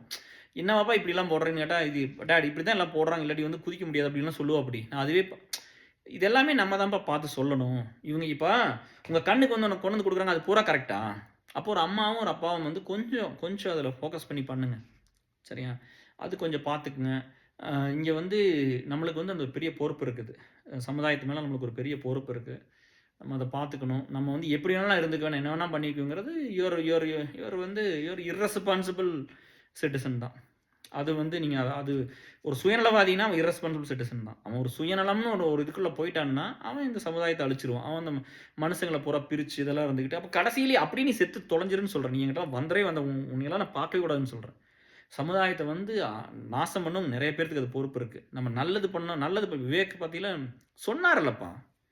இந்த மாரி வந்து நான் எத்தனையோ ஷூட்டிங்ல விட்டுட்டு மரணட போனேன். என்ன பத்தி ஏதாவது நல்லா பேசுனீங்களான்னு கேட்டார்ல. எவ்வளோ வலியான வார்த்தை அதெல்லாம். அவரும் செத்து போயிட்டாரு. நான் தான் சொன்னேன் பாரு, எல்லாம் வெறும் கம்மங்களி தின்னவனும் மண்ணுக்குள்ள, அட தங்க பஸ்பம் தின்னவனும் மண்ணுக்குள்ளேன்னு பாடிட்டாங்கல்ல. இந்த வாழ்க்கை நாம் பிறக்கையில் கையில் என்ன கொண்டு வந்தோம் கொண்டு செல்ல. ஸோ நீங்க கொஞ்சம் எல்லாத்தையும் கொஞ்சம் சொல்லுங்க. எல்லாமே கொஞ்சம் பார்த்து ஒரு கட்டுப்பாடா எல்லாம் எப்படி இருக்கணுமோ அப்படி இருங்க. கொஞ்சம் குட்டீஸ் எல்லாம் வந்து கொஞ்சம் டைம் ஸ்பெண்ட் பண்ணி பொறுமையா டெய்லி 1/2 அன் ஹவர் கேட்டு இந்த வீடியோ முடிச்சிருங்க. சரியா? கொஞ்சம் பார்த்துருங்கப்பா. நீங்க இதெல்லாம் பண்ணுங்க. நல்லபடியா இருங்க. ஃபர்ஸ்ட்டு வந்து உங்கள சுத்தி நெறைய கெட்டது இருந்தாலும் பயப்படாதீங்க. நீங்க அதுக்குள்ள வேண்டாம். அவ்வளோதான். சிம்பிள். புரியுதுங்களா? நீங்க வேண்டாம். போட்டி வேண்டாம், பொறாம வேண்டாம். இல்லாதவன் இந்த உலகம் எல்லாத்தையும் குடுத்துரும். சரியா? நான் ஒரு காலத்தில சைக்கிள் இல்லாம இருந்தப்ப, இப்ப வீட்ல 2 கார் நிக்குது. சரியா? அனாதையா இருந்தேன். இன்னைக்கு பொண்டாட்டிக்கு 2 குழந்தை இருக்குது. நீங்க இத்தன பேர் இருக்கிறீங்கப்பா. எனக்கு யாருமே இல்லைன்னு நான் அந்த சமுதாயத்தில நான் பார்த்தது, அந்த ரோட்ல நடந்து போனது, அப்படியே நின்னு அந்த ஏக்கத்தில அந்த பஸ் ஸ்டாப்ல உட்கார்ந்திருந்தது. எனக்கு யாருமே இல்லைன்னு நெனச்சோம். இன்னைக்கு ஊரே கேளு, நாடே கேளுன்னு போன இடத்துல இத்தன பேர் வந்து நிக்கிறீங்க. ஒவ்வொரு புள்ளையும் பையனும் எமோஷனலா கனெக்ட். எல்லாரும் என்ன வேணா பண்றேன்னு சொல்றீங்க. எப்படிப்பா எல்லாம் நடந்தது? ஸோ தைரியமா இருங்க. இன்னைக்கு இன்னைக்கு இன்னைக்கு உன் நிலைமை கஷ்டமா இருக்கலாம். இன்னைக்கு உன்னால ஒண்ணும் பண்ண முடியாம இருக்கலாம். உன்கிட்ட பணம் இல்லாம இருக்கலாம். உன்கிட்ட நெறைய பேர் இல்லாம இருக்கலாம். நான் இருக்கேன். சரிங்களா? உங்களுக்கு என்ன வேணா பண்ணலாம். இன்னொன்னு வந்து கேளுங்க. நானுமே இல்லைன்னா பரவால்ல விடுங்க. இந்த நிலைமை மாறும். நீங்க கஷ்டப்பட்டு உழைங்க. தெய்வத்தால் ஆகாதெனினும் முயற்சிதான் மெய்வருக்க கூலி தரும். இல்லையா? அதனால வந்து நீங்க என்னமே முடியட்டு நீங்க ஹார்ட் ஒர்க் பண்ணுங்க. ஒரு ஒரு நீங்க போராடி வாழ்க்கையில முன்னுக்கு வாங்க. நீங்க பெருசா வந்துருவீங்க. போராடுங்க, ஜெயிச்சிருவீங்க. போராடுற குணம் ஃபைட்டிங் ஸ்பிரிட் இருந்தா நீங்க ஜெயிச்சிருவீங்க. அதனால அத பண்ணுங்க டியர்ஸ். வேறெல்லாம் ஒண்ணும் கவலைப்பட வேண்டாம். சரியா? இது எல்லாமே நல்லா நடக்கும். நீங்க வளரும்போதே உங்களுக்கு இதெல்லாம் தெரிஞ்சிரணும். சரியா? எனக்கு வந்து ஒரு வயசான நான் சொன்னேன் பாத்தியா, ஒரு அண்ணன் அக்கா, என்னால புரிய வைக்க முடியலப்பா. அவங்க அதையவே பேசுறாங்க. அவங்களுக்கு ரியாலிட்டி புரிய மாட்டேங்குது. அப்படிங்கும்போது நான் ஆதரிச்சு, ஓகே, ஓகே. Fine, fine. ஒரு தடவ சொல்லி பார்ப்பேன், 2 தடவ சொல்லுவேன், 3 தடவ சொல்லுவேன். புரியலன்னு வச்சுக்க விட்டுருவேன். ஓகே, இவங்களுக்கு அவ்வளோதான் புரியும். ஏன்னா நானும் அந்த வயசுக்கு போயிருவேன். எனக்கு அவ்வளோதான் புரிய மாட்டேங்குது. அப்ப நீங்க வந்து கஷ்டப்படுவீங்க. ஐயோ! கேஆருக்கு புரியவே மாட்டேங்குதே. அந்த ஆள் இதையும் ஏதாச்சும் அவன் சொன்னதையே சொல்லிட்டு இருக்கான்யா அப்படின்னு நீங்க சொல்லுவீங்க. அது எல்லாத்துக்கும் வந்துரும். சரிங்களா? ஸோ எல்லாம் ஹாப்பியா இருங்க. ஸோ இது வந்து கண்டிப்பா நீங்க எல்லாரும் பாருங்க. ஒரு குடும்பங்கிறது வந்துப்பா, அது வந்து வீட்டுக்குள்ள இருந்து பண்ண வேண்டியது. குடும்பங்கிறது ஊர் சுத்தி வெளியில போய் பண்றதில்ல. ஃபர்ஸ்ட்டு அத கத்துக்குங்க. குடும்பம்னா போதும் அவ்வளோதான். வீக்கெண்ட் ஆனா, அட அந்த டீச்சர்ஸா இருக்கிறது கூட ஒரு சிலர் சொல்றேன். வீக்கெண்ட் ஆனா அவங்க மேல எவ்வளோ கண்ணியம், எவ்வளோ மரியாதை இருக்கும். அவங்க கூட இருக்கிறதில்ல. ஒரு டீ ஷர்ட், ஒரு ஜீன போட்டுட்டு ஆட்டம் போட போயிடுறதுப்பா. இதுதான் இன்னைக்கு ஒரு வாழ்க்கையா போயிருச்சு. எந்த சிட்டில இருந்தா என்ன? நான் அமெரிக்கால தான் இருக்கிறேன். நான் அத பண்றது இல்லையே. எந்த சிட்டில நீ இருந்தா என்ன? இல்லையா? என்ன ஒன்றே செய்தால் ஒன்றே சொன்னால் நன்றே செய்தால் உலகம் உன்னிடம் மயங்கும். அந்த இது கூட நான் பாடியிருக்கேன் இல்லையா? நான் சொல்லியிருக்கேன் உங்களுக்கு.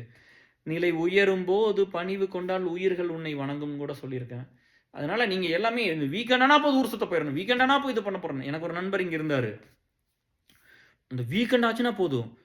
டைம் வேஸ்ட் பண்ணாம போய் ஊர் எல்லா பக்கம் ட்ரிப் போயிடுறது. இங்கிருந்து அங்க போவாங்க. பிளான் பக்காவா பண்ணி பக்காவா போயிட்டு வருவாங்கப்பா. Every week. சரியா? ஏன்னா அப்படி நான் ஒரு நாள் அவர் எனக்கு ரொம்ப க்ளோஸ் ஃப்ரெண்டு தான். நான் ஒரு நாள் அத பண்ணல. அவர் எனக்கு ரொம்ப உயிர் நண்பன். நான் அத பண்ணுனதே இல்ல. அவர் ஒவ்வொரு வாரம் எனக்கு தெரிஞ்சு ஒரு 5 வருஷம் அப்படித்தான் இருந்தாரு யுஎஸ்ல. சரியா? அப்போ அவங்களாம் அப்படி தான் பேசுவாங்க. எனக்கு யாரும் ஹெல்ப் பண்ணல, நீங்க தான் ஹெல்ப் பண்ணீங்க. கேருக்கு என்னென்ன பண்ணணும், நான் மத்தவங்களுக்கு பண்ண மாட்டேன். அப்போ அவங்களுக்கு நம்மளுக்கு நிறைய வித்தியாசம் இருக்கு. அவங்களோடலாம் கம்பேர் பண்ணிக்க வேண்டாம். நான் இப்போ சொல்லுவேன் அவர்ட்ட, நீங்க அந்த 5 வருஷம் என்னெல்லாம் பண்ணீங்க? ம். ஸோ மக்கள் அப்படிதான்ப்பா. சரியா? ஸோ எல்லாரும் மாறணும், எல்லாரும் திருந்தணும், எல்லாரும் வந்து எல்லாத்துக்கும் ஒரு பொறுப்பு இருக்கணும். ஆம், எல்லாமே கிடைக்கும் லைஃப்ல. இன்னைக்கு ஒண்ணு கிடைக்கலைன்னா, நாளைக்கு கண்டிப்பா உங்களுக்கு கிடைக்கும். சரியா? உங்களுக்கு கிடைக்கும். ஆம், உங்கள விட்டுட்டு போனவங்க, அவங்கலாம் வந்து அவங்களும் நல்லா இருக்கட்டும். அவங்களுக்கு வந்து நலம் வாழ எந்நாளும் என் வாழ்த்துக்கள்னு பாடிருங்க. சரியா? அதனால வேற ஒண்ணும் வேற எதுவும் ஹார்மா பண்ண வேண்டாம். நெறைய ரிலேஷன்ஷிப்லலாம் போயிறாதீங்க. பொறுமையா இருங்க. இந்த இந்த உடல், பொருள், ஆவி அப்படிங்கிறதெல்லாம் வந்து இது ரொம்ப ரொம்ப ரொம்ப ஷார்ட்டான டைமு, ஷார்ட்டான லைஃபு. அதில போய் சும்மா சும்மா போய் போய் தோத்து தோத்து ஒரு இது பண்றது. அதுதான் சொல்றேன். மூத்தோர் சொல் முன்னாள் கசக்கும், பின்னால் இனிக்கும்னு சொல்லுவாங்கல்ல. நீ ஒவ்வொரு தடவும் போய், "டேய் வேகமா போனா ஆக்சிடென்ட் ஆயி செத்து போயிருவ, கால் உடைஞ்சு போயிரும்ன்னு" சொல்றோம். நம்ம இல்ல நான் அப்படிதான் போவேன் அப்படின்னு போய் அப்புறம் உடைச்சுக்கிட்டு வந்து படுத்துக்கிட்டு, என்னை பார்க்குறது என் பொண்டாட்டியும் பார்க்கல, புருஷனும் யாரும் பார்க்க மாட்டாங்க. வாழ்க்கைங்கிறது அப்படித்தான். அனுபவங்கிறது ஒரு பெரிய பாடம். அது இப்ப அனுபவங்கிறது என்ன தெரியுமா? அனுபவம் என்பது அனைத்தையும் இழந்த பின் வருவது தானே. சரிங்களா? அனுபவம் என்பது அனைத்தையும் இழந்த பின் வருவது தானே. என் அனுபவம் எனக்கு தெரியாது. எனக்கு வராது. சரியா? என் அனுபவம் வந்து எனக்கு ஹெல்ப் பண்ணாது. ஆனா உங்களுக்கு ஹெல்ப் பண்ணும். உங்க அனுபவம் உங்களுக்கு ஹெல்ப் பண்ணாது. நீங்க ஃபெயில் ஆயிருப்பீங்க. இன்னொருத்தருக்கு ஹெல்ப் பண்ணும். வாழ்க்கையில நம்ம இப்படி தான் ஹியூமன் எவாலுயேஷனே வந்திருக்குது. கல்ல உடைக்கும்போது தீ வந்திருக்குது. அதான அனுபவம். தீ புடிச்சு அப்புறம் அதில தான சமைச்சிருக்கிறோம். இல்லையா? ஃபர்ஸ்ட் ஃபுட் எப்படி சாப்பிட்டோம்? இல்லையா? எல்லாம் மாமிசத்த சாப்பிட்டுட்டு இருக்கும்போது, ஏதோ ஒரு தீயில ஒண்ணு இப்படி ஏதோ அந்த பாறை உரசி ஏதோ ஒண்ணுல வந்து ஒரு ஒரு ஒரு சின்ன ஒரு உயிரினம் வந்து வெந்திருக்குது. அத எடுத்து சாப்பிட்டு பார்த்தோனே, ஈஸியா டைஜெஸ்ட் ஆகி எல்லாம் வந்திருக்குது. நல்லா நல்லா இருந்திருக்குது. அப்புறம் தான் எனக்கு உணவு சுவையே தெரிஞ்சிருக்கு. அப்படிதான எவல்யூஷன் அப்படிதான வந்திருக்குது. இல்லையா? அது வந்து நமக்கு நமக்கு நம்மை தெரிந்தவர்கள் நம்ம நமக்கு தெரிந்தவர்கள் எல்லாம் நம்மை தெரிந்தவர்கள் எல்லாம் நாம் இழந்து விட்டோம். நம்மை தெரிந்தவர்கள் எல்லாம் நாம் இழந்து விட்டோம். நமக்கு தெரிந்தவர்கள் எல்லாம் நம்மை தெரியாதவர்கள் போல் இருக்கிறார்கள். சரியா? Love you all. Take care. Bye. Thank you.